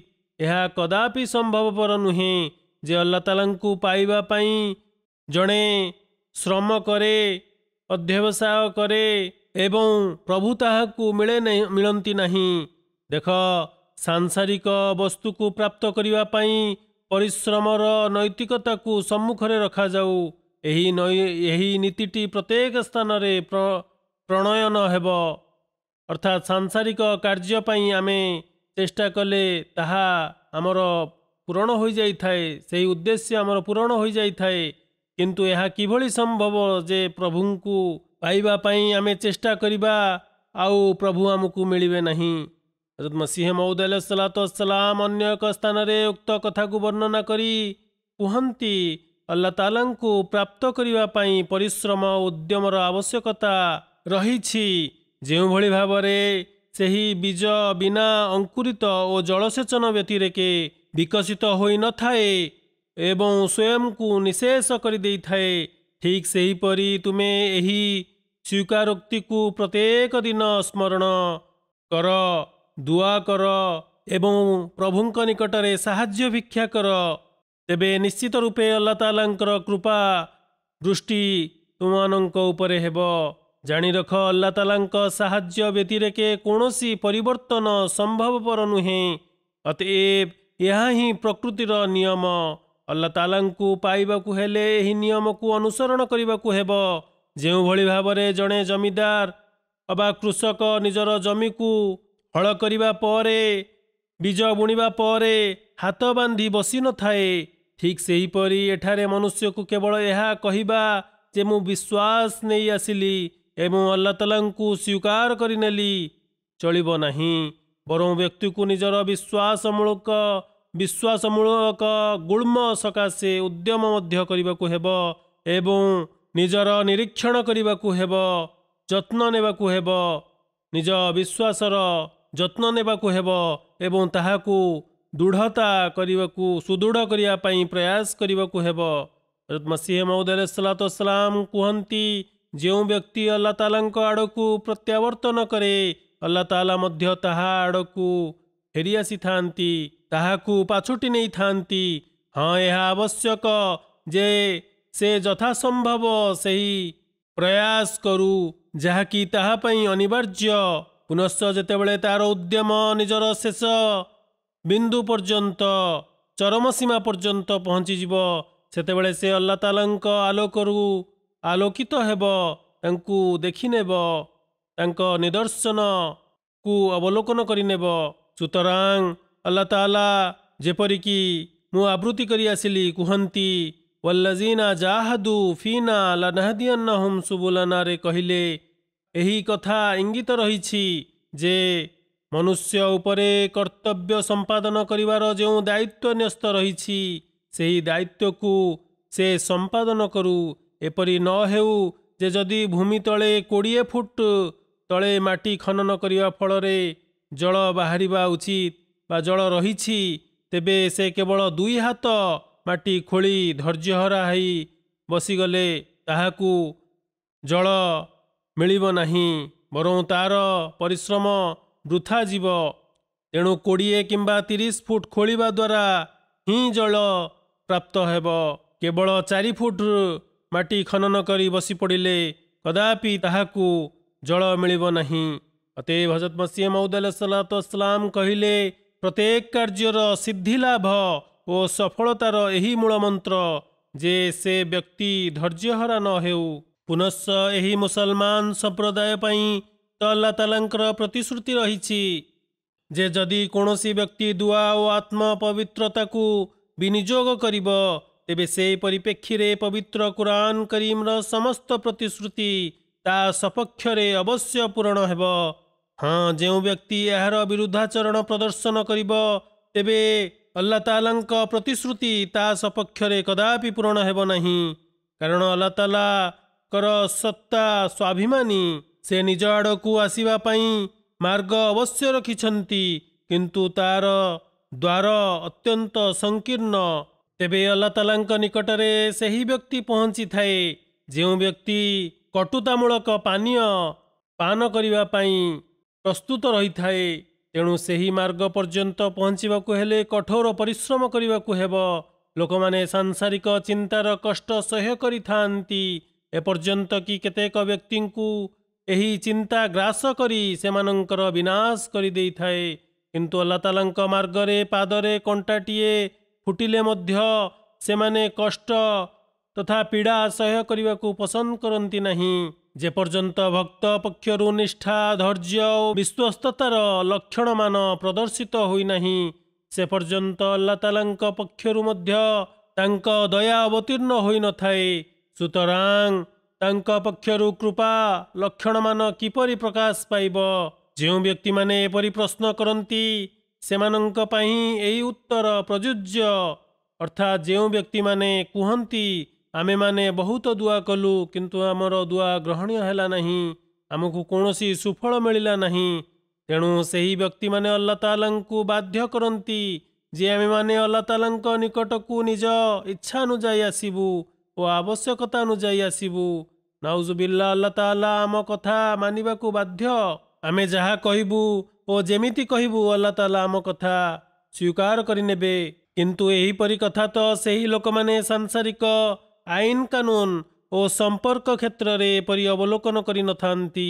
ଯେପରିକି ହଜରତ ମସିହ ମଉଦ ସଲାତୁସଲାମ କୁହନ୍ତି, ଯଦି ସାଂସାରିକ ଆଇନ କାନୁନ ବ୍ୟବସ୍ଥାରେ ଏପରି କଥା ଅବଲୋକନ କରାଯାଉ ନାହିଁ ତେବେ ଆଲ୍ଲାହ ତାଆଲାଙ୍କ ପ୍ରସଙ୍ଗରେ ଏଭଳି କଥା କାହିଁକି ଆଶା କରାଯାଏ?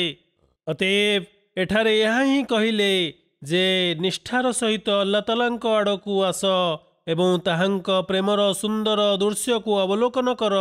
ହଜରତ ମସିହ ମଉଦ ସଲାତୁସଲାମ କହିଲେ, ମନେ ରଖିବା ଉଚିତ ଯେ ବିନା କର୍ମରେ ବିଶ୍ୱାସ ସେହିପରି ଯେପରି କୌଣସି ଉଦ୍ୟାନର ଅବସ୍ଥା ନିର୍ଝର ବ୍ୟତୀତ। ତେଣୁ ନିର୍ଝରକୁ ବାଦ ଦେଲେ ଯେପରି ଉଦ୍ୟାନଟି ଉଜୁଡ଼ି ଯାଇଥାଏ ସେହିପରି ପରିଶ୍ରମ ବ୍ୟତିରେକେ ଦୁଆର କୌଣସି ଅସ୍ତିତ୍ୱ ନାହିଁ। ଉଦ୍ୟାନରେ ଯେଉଁ ସବୁ ବୃକ୍ଷ ରୋପଣ କରାଯାଇଥାଏ ଯଦି ମାଲିକ ତାର ଜଳସେଚନ ବ୍ୟବସ୍ଥା ପ୍ରତି ଧ୍ୟାନ ନ ଦିଏ ତେବେ ଦିନେ ନା ଦିନେ ବୃକ୍ଷଗୁଡ଼ିକ ଶୁଷ୍କ ହୋଇଯିବ। ଠିକ୍ ଏହିପରି ଅବସ୍ଥା ବିଶ୍ୱାସର, ଅର୍ଥାତ୍ ୱଲ୍ଲଜୀନା ଜାହାଦୁ ଫିନାର। ତୁମେମାନେ ସହଜ ସରଳ କାମ ଉପରେ ନିର୍ଭରଶୀଳ ହୁଅ ନାହିଁ, ବରଂ ଆଲ୍ଲାହ ତାଆଲାଙ୍କ ମାର୍ଗରେ ବଡ଼ ବଡ଼ କଷ୍ଟ ସହ୍ୟ କର, ଉଦ୍ୟମ କର, ତପସ୍ୟା କର। ଆତ୍ମାକୁ ବଳଦ ଅବା ତରୁଲତା ସହିତ ସାମଞ୍ଜସ୍ୟ ଦିଆଯାଇଛି। ତତ୍ସଂକ୍ରାନ୍ତରେ ଆଲ୍ଲାହ ତାଆଲା ୱଲ୍ ୟୁମିନୁ ବିରେ କୁହନ୍ତି, ଯେଉଁ ବ୍ୟକ୍ତି ବା ଭକ୍ତମାନେ ମୋତେ ଡାକନ୍ତି ସେମାନେ ମୋ ଉପରେ ବିଶ୍ୱାସ ରଖନ୍ତି। ତେବେ ବିଶ୍ୱାସ କହିଲେ ଏହା ବୁଝାଯାଏ ଯେ ଆଲ୍ଲାହ ତାଆଲାଙ୍କ କର୍ତ୍ତବ୍ୟ ସମ୍ପାଦନ କରିବା ସହିତ ଭକ୍ତଙ୍କ କର୍ତ୍ତବ୍ୟ ମଧ୍ୟ ସମ୍ପାଦନ କରିବା ଅନିବାର୍ଯ୍ୟ। ବିଶ୍ୱାସମୂଳକ ଉଦ୍ୟାନର ପାଳନ ପୋଷଣ ଏବଂ ପ୍ରତିପୋଷଣ, ରକ୍ଷଣାବେକ୍ଷଣ, ଯତ୍ନ ନେବା ଆଦି ସମ୍ପର୍କରେ ଆଲ୍ଲାହ ତାଆଲା ନିଜର ଭକ୍ତମାନଙ୍କୁ କୁହନ୍ତି। ଆମେମାନେ ଦେଖୁ ଯେ ଆମେମାନେ ନିଜ ଘରମାନଙ୍କରେ ପାଦ ପରେ ମଧ୍ୟ ନିୟମିତ ଭାବରେ ସେମାନଙ୍କର ଯତ୍ନ ନେଉଥାଉ, ତେବେ ତାହା ଶୁଷ୍କ ହେବାକୁ ଲାଗିବ। ପୁନଶ୍ଚ ବିଶ୍ୱାସମୂଳକ ଉଦ୍ୟାନର ଭରଣ ପୋଷଣ ନ କରି କିପରି ଛାଡ଼ିପାରିବା? ହଜରତ ମସିହ ମଉଦ ସଲାତୁସଲାମ ଉକ୍ତ କଥାକୁ ଅନ୍ୟ ଏକ ଦୃଷ୍ଟିଭଙ୍ଗୀରେ ବର୍ଣ୍ଣନା କରିଛନ୍ତି। ଆଲ୍ଲାହ ତାଆଲା ପବିତ୍ର କୁରାନରେ କୁହନ୍ତି, ଆମ୍ଭ ଯେ କେହି ଆମ୍ଭ ମାର୍ଗରେ ପରିଶ୍ରମ କରନ୍ତି ସେମାନେ ଆମ୍ଭର ମାର୍ଗକୁ ଅବଶ୍ୟ ପ୍ରାପ୍ତ କରିନେବେ। ଏହାର ଯଥାର୍ଥ ଏହିକି ଯେ ସେହି ମାର୍ଗର ବାର୍ତ୍ତାବହଙ୍କ ସହିତ ମିଶି ଆଧ୍ୟାତ୍ମିକ ପରିଶ୍ରମ କରିବାକୁ ପଡ଼ିବ। 1 ଘଣ୍ଟା କିମ୍ବା 2 ଘଣ୍ଟା ପରିଶ୍ରମ କରି ସେଥିରୁ ଓହରିଗଲେ ବା ତାକୁ ଛାଡ଼ିଦେଲେ କଦାପି ତାହା ପ୍ରାପ୍ତ ହେବ ନାହିଁ, ସୁଫଳ ମିଳିବ ନାହିଁ, ଉଦ୍ଦେଶ୍ୟ ପୂରଣ ହେବ ନାହିଁ। ବରଂ ଜୀବନକୁ ଉତ୍ସର୍ଗ କରିଦେବା ସକାଶେ ପ୍ରସ୍ତୁତ ଓ ତତ୍ପରତା ହିଁ ଏହାର ମୁଖ୍ୟ କାର୍ଯ୍ୟ। ଅତଏବ ଜଣେ ନୈଷ୍ଠିକ ଧର୍ମପରାୟଣ ବ୍ୟକ୍ତିର ଲକ୍ଷଣ ଅବିଚଳତା ଅଟେ। ତେଣୁ ଆମେମାନେ ଯେତେବେଳେ ନିଜର ବୟତରେ ଏହି ଶପଥ କରିଛେ ଯେ ଆମେମାନେ ଧର୍ମକୁ ସାଂସାରିକତା ଉପରେ ପ୍ରାଧାନ୍ୟ ଦେବା, ତେବେ ସେ ପରିପ୍ରେକ୍ଷୀରେ ଏକଥା ଆବଶ୍ୟକ ଯେ ଆମେମାନେ ଦେଖୁ ଯେ ଧର୍ମ ଆମଠାରୁ କ'ଣ ଆଶା କରେ। ଯେଉଁ ଧର୍ମକୁ ଆମେମାନେ ସାଂସାରିକତା ଉପରେ ଅଗ୍ରାଧିକାର ପ୍ରଦାନ କରି ପୁନଶ୍ଚ ସ୍ଥାୟୀ ମନୋଭାବ ପୋଷଣ କରି ତାହା ଉପରେ ଅବିଚଳତା ପ୍ରଦର୍ଶନ କରିବା ଦ୍ୱାରା ହିଁ ଆମେମାନେ ସତ୍ପଥରେ ପରିଚାଳିତ ହୋଇପାରିବା। ଯେଉଁ ବ୍ୟକ୍ତି କେବଳ ଆଲ୍ଲାହ ତାଆଲାଙ୍କୁ ଭୟ କରି ତାହାଙ୍କ ମାର୍ଗକୁ ଅନୁସନ୍ଧାନ କରେ ଏବଂ ନିଜର ସମସ୍ତ ଦୁଃଖ କଷ୍ଟ ଦୂରୀଭୂତ ନିମନ୍ତେ ତାହାଙ୍କ ନିକଟରେ ପ୍ରାର୍ଥନା କରେ, ତେବେ ଆଲ୍ଲାହ ତାଆଲା ନିଜର ନିୟମ ବିଧାନ ଅନୁଯାୟୀ ନିଜ ଭକ୍ତମାନଙ୍କର ମାର୍ଗଦର୍ଶନ କରାଇଥାନ୍ତି। ସେମାନଙ୍କ ହସ୍ତ ଧରି ସେମାନଙ୍କୁ ବାଟ କଢ଼ାଇ ନେଇଥାନ୍ତି। ସେମାନଙ୍କ ହୃଦୟକୁ ଶାନ୍ତି ଓ ତୃପ୍ତି ପ୍ରଦାନ କରିଥାନ୍ତି। ଯଦି ସ୍ୱୟଂ ହୃଦୟ ଅନ୍ଧକାରପୂର୍ଣ୍ଣ, ତୁଣ୍ଡରୁ ଦୁଆ କରିବା କଷ୍ଟକର ହୁଏ, ଆଲ୍ଲାହ ତାଆଲା ଉପରେ ବିଶ୍ୱାସ ଓ ଆସ୍ଥା ନଥାଏ, ବରଂ ବିଦତରେ ରୀତି ପରମ୍ପରାରେ ଅପମିଶ୍ରିତ ରହିଥାଏ, ଜଣେ ବୁଡ଼ି ରହିଥାଏ, ତେବେ ସେହି ଦୁଆର କୌଣସି ମୂଲ୍ୟ ନଥାଏ। ସେହିପରି ସେହି ଆକାଂକ୍ଷିତ ଅଭିଳାଷର କୌଣସି ମୂଲ୍ୟ ଏବଂ ଯଥାର୍ଥ ନାହିଁ ଯାହାର ସୁଫଳ ପରିପ୍ରକାଶିତ ହେବା ଅବାନ୍ତର। ଅତଏବ ଆମମାନଙ୍କୁ ନିଜର ଆତ୍ମସମୀକ୍ଷା କରିବା ସହିତ ଏହି ମନୋଭାବକୁ ନିଜ ମନ ଭିତରେ ରଖି ହୃଦୟରେ ଈଶ୍ୱରଙ୍କ ବ୍ୟତୀତ ଅନ୍ୟ କୌଣସି ସତ୍ତାର ଅସ୍ତିତ୍ୱ ଶୂନ୍ୟ ହୋଇ ଆଲ୍ଲାହ ତାଆଲାଙ୍କ ମାର୍ଗ ଅନ୍ୱେଷଣ କରିବା ଉଚିତ। ପୁନଶ୍ଚ କ୍ଷମା ଯାଚନା କରିବା ପ୍ରତି ଧ୍ୟାନ ଆକର୍ଷିତ କରି ହଜରତ ମସିହ ମଉଦ ଆଲୈହିସ୍ସଲାମ କୁହନ୍ତି, ତଅବା ଓ ଇସ୍ତିଗଫାର ଆଲ୍ଲାହ ତାଆଲାଙ୍କୁ ପ୍ରାପ୍ତ କରିବାର ଏକ ଉତ୍କୃଷ୍ଟ ପନ୍ଥା। ଆଲ୍ଲାହ ତାଆଲା କୁହନ୍ତି, ୱଲ୍ଲଯୀନା ଜାହାଦୁ ଫୀନା ଲାନହଦିୟନ୍ନହୁମ୍ ସୁବୁଲନା।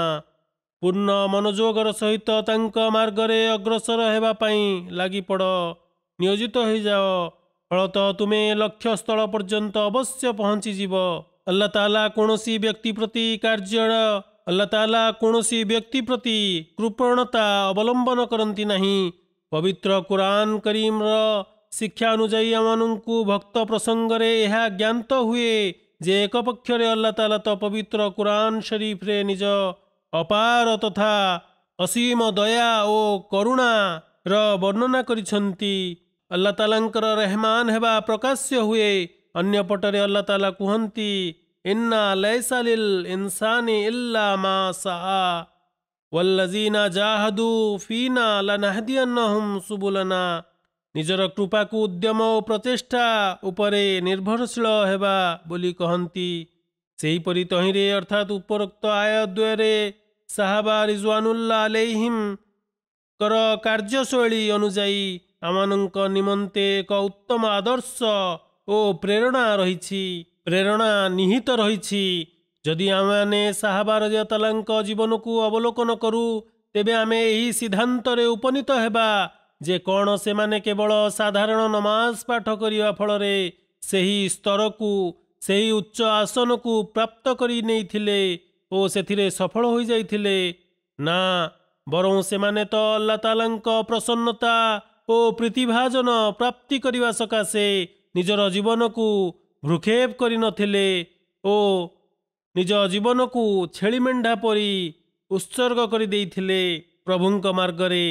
ଏହିପରି ବଳିଦାନ ଦ୍ୱାରା ହିଁ ସେମାନଙ୍କୁ ଏହି ଉଚ୍ଚ ଆସନ ପ୍ରାପ୍ତ ହୋଇଥିଲା। ହଜରତ ମସିହ ମଉଦ ଆଲୈହିସ୍ସଲାମ କୁହନ୍ତି, ଏହିପରି ଅନେକ ବ୍ୟକ୍ତି ଅଛନ୍ତି ଯେଉଁମାନଙ୍କୁ ମୁଁ ଦେଖିଛି ଯେ ସେମାନେ ଗୋଟିଏ ଫୁଙ୍କ ମାରି ଏହି ସ୍ତରକୁ ପ୍ରାପ୍ତ କରିନେବାକୁ ଚାହାନ୍ତି। ପରାକ୍ରମୀ ଈଶ୍ୱରଙ୍କ ପର୍ଯ୍ୟନ୍ତ ସେମାନଙ୍କର ପହଞ୍ଚ ହୋଇଯାଉ, ଏହା କଦାପି ହୋଇପାରିବ ନାହିଁ। ଅତଃ ନିଃସନ୍ଦେହ ରୂପେ ଆଲ୍ଲାହ ତାଆଲା ଅଶେଷ ଓ ଅସୀମ ଦୟାବାନ ଓ କୃପାମୟ। କିନ୍ତୁ ତତ୍ସହିତ ସମ୍ପୂର୍ଣ୍ଣ ବିଶ୍ୱାସ ରଖିବା ସ୍ଥାପନ କରିବା ମଧ୍ୟ ସର୍ତ୍ତ ଅଟେ ଏବଂ ଜିହାଦ କରିବା, ପ୍ରୟାସ କରିବା, ଉଦ୍ୟମ କରିବା, ଅଧ୍ୟବସାୟ କରିବା ମଧ୍ୟ ଅନିବାର୍ଯ୍ୟ। ପୁନଶ୍ଚ ଆଲ୍ଲାହ ତାଆଲା ସେମାନଙ୍କ ମର୍ଯ୍ୟାଦାକୁ ଉଚ୍ଚ କରି ଚାଲନ୍ତି। ଦୁଆ ଗ୍ରହଣୀୟ ହେବାର ମଧ୍ୟ ଦୃଶ୍ୟ ସେମାନେ ଅବଲୋକନ କରି ନେଇଥାନ୍ତି। ପ୍ରଭୁଙ୍କ ଦୟାବାନ ଓ କରୁଣାମୟ ସତ୍ତାର ଦିଗ୍ଦର୍ଶନ ସେମାନେ ଦେଖି ନେଇଥାନ୍ତି। ଯେଉଁ ଦୃଶ୍ୟକୁ ସାହାବାମାନେ ଅବଲୋକନ କରି ନେଇଥିଲେ, ଆଲ୍ଲାହ ତାଆଲାଙ୍କ ପ୍ରେମରେ ସେମାନେ ଏଭଳି ନିମଜ୍ଜିତ ଥିଲେ ଯାହାର କୌଣସି ପଟାନ୍ତର ନାହିଁ। ଯଦି ସେମାନେ ଆଲ୍ଲାହ ତାଆଲାଙ୍କ ମାର୍ଗରେ ନିହତ ବି ହେଲେ, ତେବେ ସେମାନେ ପୁଣି ବୈକୁଣ୍ଠ ଓ ଆଲ୍ଲାହ ତାଆଲାଙ୍କର ପ୍ରସନ୍ନତାର ସୁସମାଚାର ପ୍ରାପ୍ତିକାରୀ ମଧ୍ୟ ହୋଇଗଲେ। ହଜରତ ମସିହ ମଉଦ ଆଲୈହିସ୍ସଲାତୁ ୱସ୍ସଲାମ କୁହନ୍ତି, ଯେଉଁ ଲୋକମାନେ ଈଶ୍ୱରଙ୍କ ରଙ୍ଗରେ ରଙ୍ଗି ଯାଇଥାନ୍ତି, ନିମଜ୍ଜିତ ହୋଇଯାଇଥାନ୍ତି, ଈଶ୍ୱର ପ୍ରାପ୍ତିର ଅଭିଳାଷ ନିଜ ମନ ଭିତରେ ପୋଷଣ କରି ଉଦ୍ୟମ କରନ୍ତି, ସେମାନଙ୍କ ଉଦ୍ୟମ ଓ ପ୍ରଚେଷ୍ଟା କଦାପି ବୃଥା ଯାଇନଥାଏ, ବରଂ ଅବଶ୍ୟାଭାମ୍ବୀ ରୂପେ ସେମାନଙ୍କର ମାର୍ଗଦର୍ଶନ କରାଯାଇଥାଏ। ସେହିପରି ଯେ କେହି ନିଷ୍ଠାପରତା ଓ ସତ୍ୟବାଦିତାମୂଳକ ଅଭିପ୍ରାୟ ରଖି ଆଲ୍ଲାହ ତାଆଲାଙ୍କ ଆଡ଼କୁ ପାଦ ବଢ଼ାଇଥାଏ, ତେବେ ଆଲ୍ଲାହ ତାଆଲା ତା ଆଡ଼କୁ ନିଶ୍ଚିତ ରୂପେ ଅଗ୍ରସର ହୋଇଥାନ୍ତି। ମନୁଷ୍ୟ ପକ୍ଷେ ଏହା ଅପରିହାର୍ଯ୍ୟ ଯେ ସେ ସ୍ୱୟଂ ଆତ୍ମଚିନ୍ତନ କରି ପ୍ରଭୁଙ୍କ ପ୍ରେମର ପିପାସୁ ସାଜି ଚେଷ୍ଟା କରୁ। ନିଜର ଜ୍ଞାନର ପରିସୀମାକୁ ବୃଦ୍ଧି କରିବା ସଂକ୍ରାନ୍ତରେ ଆଲ୍ଲାହ ତାଆଲା ଯେଉଁ ମାର୍ଗ ଦର୍ଶାଇଛନ୍ତି, ତାହା ଉପରେ ପରିଚାଳିତ ହେଉ, କାର୍ଯ୍ୟାନୁସରଣ କରୁ। ତୁମେମାନେ ଏହି ଉଦ୍ୟମ କର କି ନମାଜରେ ସର୍ବଦା ଦୁଆ କର, ଦାନ ଦକ୍ଷିଣା କର, ଆଲ୍ଲାହ ତାଆଲାଙ୍କ କୃପା ଭିକ୍ଷା କର। ଯେଭଳି ରୋଗୀ ଚିକିତ୍ସକ ନିକଟକୁ ଯାଇଥାଏ ଏବଂ ଔଷଧ ସେବନ କରିଥାଏ, ରକ୍ତ ପରୀକ୍ଷା କରିଥାଏ, କ୍ଷତ ସ୍ଥାନକୁ ମଲମ ଲଗାଇଥାଏ, ରୋଗରୁ ଉପଶମ ଓ ଆରୋଗ୍ୟ ଲାଭ କରିବା ପାଇଁ ପ୍ରତିଷେଧକର ବ୍ୟବସ୍ଥା କରିଥାଏ, ସେହିଭଳି ନିଜର ଆଧ୍ୟାତ୍ମିକ ରୋଗକୁ ଦୂରୀଭୂତ କରିବା ପାଇଁ ସକଳ ପ୍ରକାରର ଉଦ୍ୟମ କରିବା ଉଚିତ। କେବଳ ତୁଣ୍ଡରୁ ଉଚ୍ଚାରଣ କରିଦେବା ଦ୍ୱାରା ନୁହେଁ, ବରଂ ଆଲ୍ଲାହ ତାଆଲା ଯେପରି ନିର୍ଦ୍ଦେଶ ଦେଇଛନ୍ତି, ସେହିଭଳି ଉଦ୍ୟମ ଦ୍ୱାରା ହିଁ ଆଧ୍ୟାତ୍ମିକ ରୋଗଗୁଡ଼ିକ ଦୂର ହୋଇଥାଏ। ଅତଏବ ଏହା ହେଉଛି ସେହି ପନ୍ଥା ଯେଉଁ ପନ୍ଥାକୁ ଅବଲମ୍ବନ କରିବା ଫଳରେ ଜଣକୁ ସତ୍ପଥ ମିଳିଥାଏ। ପୁନଶ୍ଚ ଦୁଆ ଆଡ଼କୁ ଧ୍ୟାନ ଆକର୍ଷଣ କରି ହଜରତ ମସିହ ମଉଦ ଆଲୈହିସ୍ସଲାତୁ ୱସ୍ସଲାମ କୁହନ୍ତି ଯେ ମନୁଷ୍ୟ ପକ୍ଷେ ଏହା ଉଚିତ ଯେ ସେ ଏହି ସାଂସାରିକ ଜୀବନକୁ ଖୁଣ ବୋଲି ମନେ କରୁ, ତୁଚ୍ଛ ବୋଲି ମନେ କରୁ ଏବଂ ତହିଁରୁ ବର୍ତ୍ତି ଯିବା ପାଇଁ ଚେଷ୍ଟା କରୁ। ନିଜର ନଶ୍ୱର ଜୀବନକୁ ସବୁ କିଛି ନ ଭାବି ବସୁ, ବରଂ ଏହାକୁ ଅସ୍ଥାୟୀ ଓ କଳୁଷିତ ଜୀବନ ବୋଲି ମନେ କରୁ। ଜଣେ ସାଂସାରିକ ବ୍ୟକ୍ତି ପକ୍ଷେ ଏହା ଉଚିତ ହେବ ଯେ ସେ ପ୍ରାର୍ଥନାକୁ ବିନିଯୋଗ କରୁ, କାରଣ ଯେତେବେଳେ ସେ ପ୍ରକୃତ ପନ୍ଥା ଓ ଉପାୟ ଅବଲମ୍ବନ କରିବ, ଦୁଆ କରିବ, ସେତେବେଳେ ଆଲ୍ଲାହ ତାଆଲା ତାହାକୁ ମୋକ୍ଷ ପ୍ରଦାନ କରିବେ। ସେତେବେଳେ ଆଲ୍ଲାହ ତାଆଲା ତାହାକୁ ମୁକ୍ତି ପ୍ରଦାନ କରିଦେଇଥାନ୍ତି ଏବଂ ପାପମୟ କଙ୍କିଳ ଜୀବନରୁ ସେ ବାହାରି ଆସିଥାଏ। କାରଣ ଦୁଆ କୌଣସି ସାଧାରଣ ବସ୍ତୁ ନୁହେଁ, ବରଂ ଏହା ଏକ ମୃତ୍ୟୁ ସଦୃଶ। ମନୁଷ୍ୟ ଯେତେବେଳେ ଏହି ମୃତ୍ୟୁକୁ ବରଣ କରି ନେଇଥାଏ, ସେତେବେଳେ ଆଲ୍ଲାହ ତାଆଲା ତାହାର ଅଭିଯୁକ୍ତମୂଳକ ଜୀବନରୁ ଯାହାକି ମୃତ୍ୟୁର କାରଣ ଅଟେ, ତାହାକୁ ଉଦ୍ଧାର କରି ତାହାକୁ ଏକ ପବିତ୍ର ଜୀବନ ପ୍ରଦାନ କରିଦେଇଥାନ୍ତି। ହଜରତ ମସିହ ମଉଦ ଆଲୈହିସ୍ସଲାତୁ ୱସ୍ସଲାମ କୁହନ୍ତି, ଅନେକ ଲୋକମାନେ ଅଛନ୍ତି ଯେଉଁମାନେ ଦୁଆକୁ ଏକ ସାଧାରଣ ବସ୍ତୁ ବୋଲି ମନେ କରନ୍ତି, ତେଣୁ ସେମାନଙ୍କୁ ସ୍ମରଣ ରଖିବା ଉଚିତ। ଦୁଆର ଅର୍ଥ ଏହା ନୁହେଁ ଯେ ସାଧାରଣ ଭାବରେ ନମାଜ ପଢ଼ି ହାତ ଉଠାଇ ବସି ରହିବା, ପାଟିରେ ଯାହା କିଛି ଆସିଲା କହିଦେବା। ଏହି ଦୁଆ ଦ୍ୱାରା କୌଣସି ସୁଫଳ ମିଳିନଥାଏ, କାରଣ ଏହି ଦୁଆ ଏକ ମନ୍ତ୍ର ସଦୃଶ। ଏହି ଦୁଆରେ ନା ହୃଦୟ ସାମିଲ ହୋଇଥାଏ, ନା ହିଁ ଆଲ୍ଲାହ ତାଆଲାଙ୍କ ଶକ୍ତି ଓ ସାମର୍ଥ୍ୟତା ଉପରେ କୌଣସି ବିଶ୍ୱାସ ଥାଏ। ମନେ ରଖ, ଦୁଆ ଏକ ମୃତ୍ୟୁ, ଅର୍ଥାତ୍ ମୃତ୍ୟୁ ସମୟରେ ଯେଭଳି ବ୍ୟାକୁଳତା ଓ ଆତୁରତା ହୃଦୟ ଭିତରେ ଘାତ କରିଥାଏ, ଭିତରେ ଜାତ ହୋଇଥାଏ, ଠିକ୍ ସେହିପରି ବ୍ୟାକୁଳତା ଓ ଆତୁରତା ଓ ଉତ୍ସାହ ଦୁଆ ପାଇଁ ତଥା ଦୁଆ ସମୟରେ ସୃଷ୍ଟି ହେବା ଅନିବାର୍ଯ୍ୟ। ତେଣୁ ଦୁଆ ସକାଶେ ଯେପର୍ଯ୍ୟନ୍ତ ସମ୍ପୂର୍ଣ୍ଣ ବ୍ୟାକୁଳତା ଓ ଆତୁରତା ମନୋଭାବ ପୋଷଣ ହୋଇନାହିଁ, ମନରେ ଉଦ୍ରେକ ହୋଇନାହିଁ, ତାହା ନିରର୍ଥକ ସାବ୍ୟସ୍ତ ହୋଇଥାଏ। ତେଣୁ ଜଣେ ବିଶ୍ୱାସକାରୀ ଉପାସକ ପକ୍ଷେ ଏହା ଉଚିତ ହେବ ଯେ ସେ ରାତ୍ରର ଏକ ପ୍ରହରରେ ନିଦ୍ରାବସ୍ଥାରୁ ଜାଗ୍ରତ ହୋଇ ପ୍ରଭୁଙ୍କ ସମକ୍ଷରେ ବିଳାପ ଓ ରୋଦନ କରି ଅତ୍ୟନ୍ତ ବିନମ୍ରତାମୂଳକ ଦୁଆ ପ୍ରାର୍ଥନା କରୁ ଏବଂ ନିଜ ପ୍ରାର୍ଥନାକୁ ଚୂଡ଼ାନ୍ତ ପର୍ଯ୍ୟନ୍ତ ପହଞ୍ଚାଇ ଦେଉ। ତା ଉପରେ ମୃତ୍ୟୁ ସଦୃଶ ଅବସ୍ଥା ଆଚ୍ଛନ୍ନ ହୋଇଯାଉ। ସେତେବେଳେ ଯାଇ ଦୁଆ ଗ୍ରହଣୀୟ ହେବାର ସ୍ତର ସେ ଅବଲୋକନ କରିନେବ। ହଜରତ ମସିହ ମଉଦ ସଲାମ କୁହନ୍ତି, ମନେ ରଖ, ସର୍ବପ୍ରଥମେ ଦୁଆ ଏହିକି ଯେ ମନୁଷ୍ୟ ନିଜକୁ ପାପରୁ ପବିତ୍ର କରି ମୁକ୍ତ କରି ପ୍ରଭୁଙ୍କ ଶରଣରେ ଦୁଆ କରୁ। ସମସ୍ତ ଦୁଆର ମୂଳ ଓ ଅଂଶ ଏହି ଦୁଆ ହିଁ ଅଟେ।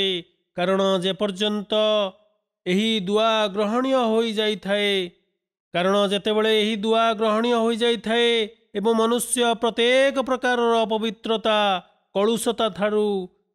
କଳୁଷତା ଠାରୁ ପବିତ୍ର ହୋଇ ଆଲ୍ଲାହ ତାଆଲାଙ୍କ ଚକ୍ଷୁରେ ପବିତ୍ରବାନ ବ୍ୟକ୍ତିରେ ପରିଣତ ହୋଇଯାଏ, ସେତେବେଳେ ଅନ୍ୟ ଦୁଆଗୁଡ଼ିକ ଯାହାକି ତାହାର ସର୍ବନିମ୍ନ ଆବଶ୍ୟକତାର ପରିପୂରଣ ସମ୍ପର୍କିତ, ଅର୍ଥାତ୍ ମନୁଷ୍ୟର ମୌଳିକ ଆବଶ୍ୟକତା ଅନ୍ୟ ସାଂସାରିକ ଆବଶ୍ୟକତା ସକାଶେ ଉଦ୍ଦିଷ୍ଟ, ତାହାକୁ ଆଉ ମାରିବାକୁ ପଡ଼ିନଥାଏ, ବରଂ ତାହା ସ୍ୱୟଂ ଗ୍ରହଣୀୟ ହୋଇଯାଇଥାଏ, ଗ୍ରହଣ ହୋଇ ଚାଲିଥାଏ। ଦୁଆ ଅତ୍ୟନ୍ତ ପରିଶ୍ରମ ଓ ଅଧ୍ୟବସାୟକୁ ଅପେକ୍ଷା କରିଥାଏ ଯେ ବ୍ୟକ୍ତି ପାପରୁ ପବିତ୍ର ହୋଇଯାଉ। ସବୁଠୁ ବଡ଼ ଏହି ଦୁଆ ହିଁ ଅଟେ। ଯେଉଁ ବ୍ୟକ୍ତି ନିଜ ପାଇଁ ଦୁଆ କରେ ଓ ପାପରୁ ପବିତ୍ର ହୋଇଯାଏ, ଫଳତଃ ସେ ଈଶ୍ୱରଙ୍କ ଦୃଷ୍ଟିରେ ଧର୍ମନିଷ୍ଠ ସତ୍ୟବାଦୀ ବିବେଚିତ ହୋଇଥାଏ। ପ୍ରଥମେ ମନୁଷ୍ୟ ହୃଦୟରେ ଯେଉଁ ପର୍ଦ୍ଦା ଆଚ୍ଛନ୍ନ ହୋଇଥାଏ ତାହାକୁ ଦୂରୀଭୂତ କରିବା ନିତ୍ୟାନ୍ତ ଆବଶ୍ୟକ। ଯେତେବେଳେ ଏହିସବୁ ସମସ୍ୟା ଦୂର ହେବ ସେତେବେଳେ ପର୍ଦ୍ଦାଗୁଡ଼ିକୁ ଦୂର କରିବା ସକାଶେ ଏତେ ପରିଶ୍ରମ ଓ କଷ୍ଟ କରିବାକୁ ପଡ଼ିନଥାଏ, କାରଣ ଆଲ୍ଲାହ ତାଆଲାଙ୍କ କୃପା ତା ସାଥିରେ ରହି ଅନେକ ଅବଗୁଣଗୁଡ଼ିକ ଆପେ ଆପେ ଦୂରୀଭୂତ ହୋଇଯାଇଥାଏ।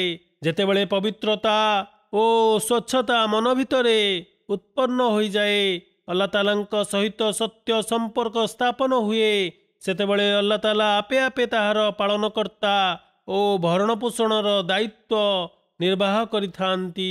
ସେ ଆଲ୍ଲାହ ତାଆଲାଙ୍କୁ ମାଗିବା ପୂର୍ବରୁ ଆଲ୍ଲାହ ତାଆଲା ସ୍ୱୟଂ ତାହାର ଆବଶ୍ୟକତା ପୂରଣ କରିଦେଇଥାନ୍ତି। ଏହା ଏକ ଅତି ସୂକ୍ଷ୍ମ ଭେଦ ଯାହାକି ମନୁଷ୍ୟ ଉପରେ ଉନ୍ମୋଚିତ ହୋଇଥାଏ। ଯେତେବେଳେ ମନୁଷ୍ୟ ସେହି ସ୍ତର ପର୍ଯ୍ୟନ୍ତ ପହଞ୍ଚିଥାଏ ଏବଂ ଏହା ପୂର୍ବରୁ ହିଁ ସେ କିଛି ବୁଝିବାକୁ ଚେଷ୍ଟା କରେ, ତା ପକ୍ଷେ ବୁଝିବା ଅତ୍ୟନ୍ତ କଷ୍ଟକର ହୋଇଥାଏ, କିନ୍ତୁ ଏହା ଏକ ଭବ୍ୟ ପରିଶ୍ରମ ସାପେକ୍ଷ କାର୍ଯ୍ୟ, କାରଣ ଦୁଆ ଏକ ପରିଶ୍ରମକୁ ଲୋଡ଼ିଥାଏ। ସୁତରାଂ ଯେଉଁ ବ୍ୟକ୍ତି ଦୁଆ କରିବାରେ ଅବହେଳା ପ୍ରଦର୍ଶନ କରେ ତା ଠାରୁ ଦୂରରେ ରହିଥାଏ, ତେବେ ଆଲ୍ଲାହ ତାଆଲା ମଧ୍ୟ ସେହି ବ୍ୟକ୍ତିଠାରୁ ଦୂରେଇ ଯାଇଥାନ୍ତି, ତାହାକୁ ଭ୍ରୂକ୍ଷେପ କରିନଥାନ୍ତି। ଆଲ୍ଲାହ ତାଆଲା ନିଜ କୃପା ଓ ଦୟା ବଳରେ ଯାହା ଚାହାନ୍ତି ତାହାକୁ ପ୍ରଦାନ କରିଥାନ୍ତି ଏବଂ ସେ ଯେବେ ଚାହିଁବେ ତାକୁ ପ୍ରଦାନ କରିବେ। ଭିକ୍ଷୁକର ଏହା କାର୍ଯ୍ୟ ନୁହେଁ ଯେ ଶୀଘ୍ର ପ୍ରଦାନ କରା ନ ଯିବା ଯୋଗୁଁ ସେ ଆଲ୍ଲାହ ତାଆଲାଙ୍କ ବିପକ୍ଷରେ କୌଣସି ଅଭିଯୋଗ କିମ୍ବା ଆପତ୍ତି କରିବ କିମ୍ବା କୁଧାରଣା ମନ ଭିତରେ ପୋଷଣ କରିବ, ତା ନୁହେଁ, ବରଂ ତା ପକ୍ଷରେ ଏହା ଉଚିତ ହେବ ଯେ ସେ ଆଲ୍ଲାହ ତାଆଲାଙ୍କ ନିକଟରେ ଧୈର୍ଯ୍ୟ ଓ ଅବିଚଳତା ପ୍ରଦର୍ଶନ କରି ଆଲ୍ଲାହ ତାଆଲାଙ୍କ ଠାରୁ ସାହାଯ୍ୟ ଭିକ୍ଷା କରିବା ଉଚିତ। ଆଲ୍ଲାହ ତାଆଲା ଆମକୁ ଏହି କଥା ଉପରେ କାର୍ଯ୍ୟାନୁସରଣ କରିବା ପ୍ରତି ସାମର୍ଥ୍ୟ ପ୍ରଦାନ କରନ୍ତୁ। ଏହି ପବିତ୍ର କଲ୍ୟାଣମୂଳକ ରମଜାନ ମାସକୁ ଆମମାନଙ୍କ ସକାଶେ ଆଲ୍ଲାହ ତାଆଲାଙ୍କ ସହିତ ଦୃଢ଼ ସମ୍ପର୍କ ସ୍ଥାପନକାରୀ ରୂପେ ବିବେଚିତ କରନ୍ତୁ। ତାହାଙ୍କ ଆଦେଶ ଉପରେ କାର୍ଯ୍ୟାନୁସରଣ କରିବାକୁ ଆମକୁ ସାମର୍ଥ୍ୟ ପ୍ରଦାନ କରନ୍ତୁ। ଆମକୁ ଆମର ଦୁଆ ଗ୍ରହଣୀୟ ହେବାର ଦୃଶ୍ୟ ଅବଲୋକନ କରାନ୍ତୁ। ରମଜାନ ପରେ ମଧ୍ୟ ଆମର ଏହି ଅବସ୍ଥା ବଜାୟ ରହୁ। ଆମେମାନେ ଆଲ୍ଲାହ ତାଆଲାଙ୍କ ନିଷ୍ଠାପର ଭକ୍ତର ଭୂମିକା ନିର୍ବାହକାରୀ ରୂପେ ସାବ୍ୟସ୍ତ ହେଉ। ଆଲ୍ଲାହ ତାଆଲା ଆମମାନଙ୍କୁ ସେହି ମାର୍ଗ ଦେଖାନ୍ତୁ ଯେଉଁ ମାର୍ଗଠାରୁ ଆମେମାନେ କେବେ ବି ମାର୍ଗଭ୍ରଷ୍ଟ ହେବା ନାହିଁ। ସର୍ବଦା ତାଙ୍କର ପ୍ରେମ ଦୃଷ୍ଟି ଆମ ଉପରେ ରହିଥାଉ ଆମେମାନେ ଯୁଗାବତାର ଓ ଯୁଗର ଧର୍ମାଧ୍ୟକ୍ଷଙ୍କ ବୟତ୍ର ପ୍ରକୃତ କର୍ତ୍ତବ୍ୟ ନିର୍ବାହକାରୀ ହେଉ। ଆଲ୍ଲାହ ତାଆଲା ଆମକୁ ଯେଉଁ ପୁରସ୍କାର ପ୍ରଦାନ କରିଛନ୍ତି ତାହାଙ୍କ ସେହି ପୁରସ୍କାରକୁ ପ୍ରାପ୍ତ କରିବା ପରେ ତହିଁରେ ଆମେମାନେ ଯେପରି ବଞ୍ଚିତ ରହି ନ ଯାଉ। ଆଲ୍ଲାହ ତାଆଲା ଆମମାନଙ୍କୁ ବିରୋଧୀ ଓ ଶତ୍ରୁମାନଙ୍କ କୁମନ୍ତ୍ରଣା ଓ ଷଡ଼ଯନ୍ତ୍ରରୁ ସୁରକ୍ଷିତ ରଖନ୍ତୁ। ଆମମାନଙ୍କର ଦୁଆକୁ ସ୍ୱୀକାର କରିଚାଲନ୍ତୁ। ଜମାତର ଉନ୍ନତିର ସମ୍ବଳ ସର୍ବଦା ସୃଷ୍ଟି କରିଚାଲନ୍ତୁ। ଏହି ପବିତ୍ର ରମଜାନ ମାସକୁ ନିଜର ଦୁଆ ଗ୍ରହଣୀୟ ହେବାର ମାଧ୍ୟମ ସଜାନ୍ତୁ। ସଂସାରର ଅବସ୍ଥା ପାଇଁ ମଧ୍ୟ ମୁଁ ଦୁଆର ଘୋଷଣା କରାଉଛି। ଆଲ୍ଲାହ ତାଆଲା ପୃଥିବୀକୁ ଧ୍ୱଂସ ମୁଖରୁ ଉଦ୍ଧାର କରନ୍ତୁ। ଏହି ରାଜନେତାମାନଙ୍କୁ ସଦ୍ବୁଦ୍ଧି ପ୍ରଦାନ କରନ୍ତୁ। ସେମାନେ ନିଜ ସୃଷ୍ଟିକର୍ତ୍ତାଙ୍କୁ ଚିହ୍ନନ୍ତୁ। ନମାଜ ଜୁମ୍ମା ପରେ ମୁଁ MTA ଏକ ୱେବସାଇଟ୍ର ମଧ୍ୟ ଉଦ୍ଘାଟନ କରିବି। ଏହି ୱେବସାଇଟ୍ MTA ଇଣ୍ଟରନ୍ୟାସନାଲ ଦ୍ୱାରା ପ୍ରସ୍ତୁତ କରାଯାଇଛି। ଏହି ୱେବସାଇଟ୍ରେ ଜମାତର ସଦସ୍ୟମାନେ ଖୁତବା ଦେଖିବା ସଙ୍ଗେ ସଙ୍ଗେ ବଦ୍ରୀ ସାହାବାମାନଙ୍କର ସମ୍ପର୍କରେ ପ୍ରୋଫାଇଲ ଗୁଡ଼ିକ ମଧ୍ୟ ଉପଲବ୍ଧ ରହିଛି। ସେହି ପ୍ରୋଫାଇଲ ଉପରେ କ୍ଲିକ୍ କରି ତାହାକୁ ଅତି ସହଜରେ ପଢ଼ାଯାଇପାରିବ, ଅଧ୍ୟୟନ କରାଯାଇପାରିବ। ଯେଉଁଠି ନିରୀକ୍ଷଣ ଓ ଅଧ୍ୟୟନ କରାଯାଇଥିବ ସେଠାରେ ବୁକମାର୍କ ମଧ୍ୟ କରାଯାଇପାରିବ। ନା ଓ କଷ୍ଟ ଶବ୍ଦର ଆରବୀ କଷ୍ଟ ଶବ୍ଦର ଉଚ୍ଚାରଣ ମଧ୍ୟ ସେଠାରେ ଉପଲବ୍ଧ ରହିଛି। ବର୍ତ୍ତମାନ ସୁଦ୍ଧା ଅପଲୋଡ଼ କରାଯାଇଥିବା ସାଧାରଣ ଜ୍ଞାନ ବ୍ୟତୀତ ଆଗାମୀ ଆସିବାକୁ ଥିବା ନୂତନ ସାଧାରଣ ଜ୍ଞାନ ଭିଡ଼ିଓ ଗୁଡ଼ିକ ମଧ୍ୟ ତହିଁରେ ଉପଲବ୍ଧ ରହିଛି। ସେହି ୱେବସାଇଟ୍ଟି ହେଲା www.313companions.org। ଯେପରି ମୁଁ କହିଲି ଯେ ନମାଜ ଜୁମ୍ମା ପରେ ଏହି ୱେବସାଇଟ୍ଟି ମୁଁ ଉଦ୍ଘାଟନ କରିବି। ଆଲ୍ଲାହ ତାଆଲା ଏହି ୱେବସାଇଟ୍କୁ ଜମାତ ପାଇଁ ଲାଭଦାୟକ କରନ୍ତୁ।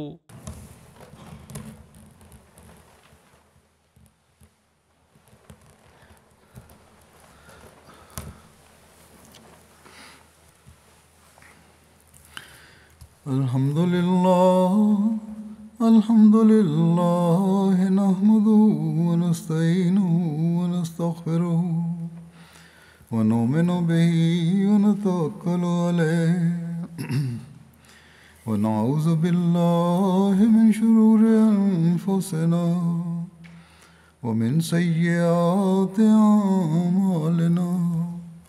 من يهده الله فلا مضل له ومن يضلله فلا هادي له ونشهد أن لا إله إلا الله ونشهد أن محمدا عبده ورسوله.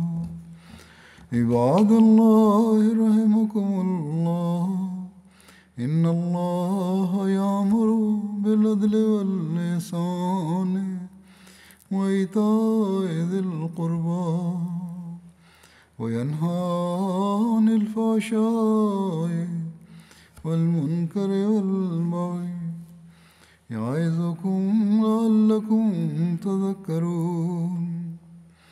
اذكروا الله يذكركم وادعوه يستجب لكم ولذكر الله أكبر.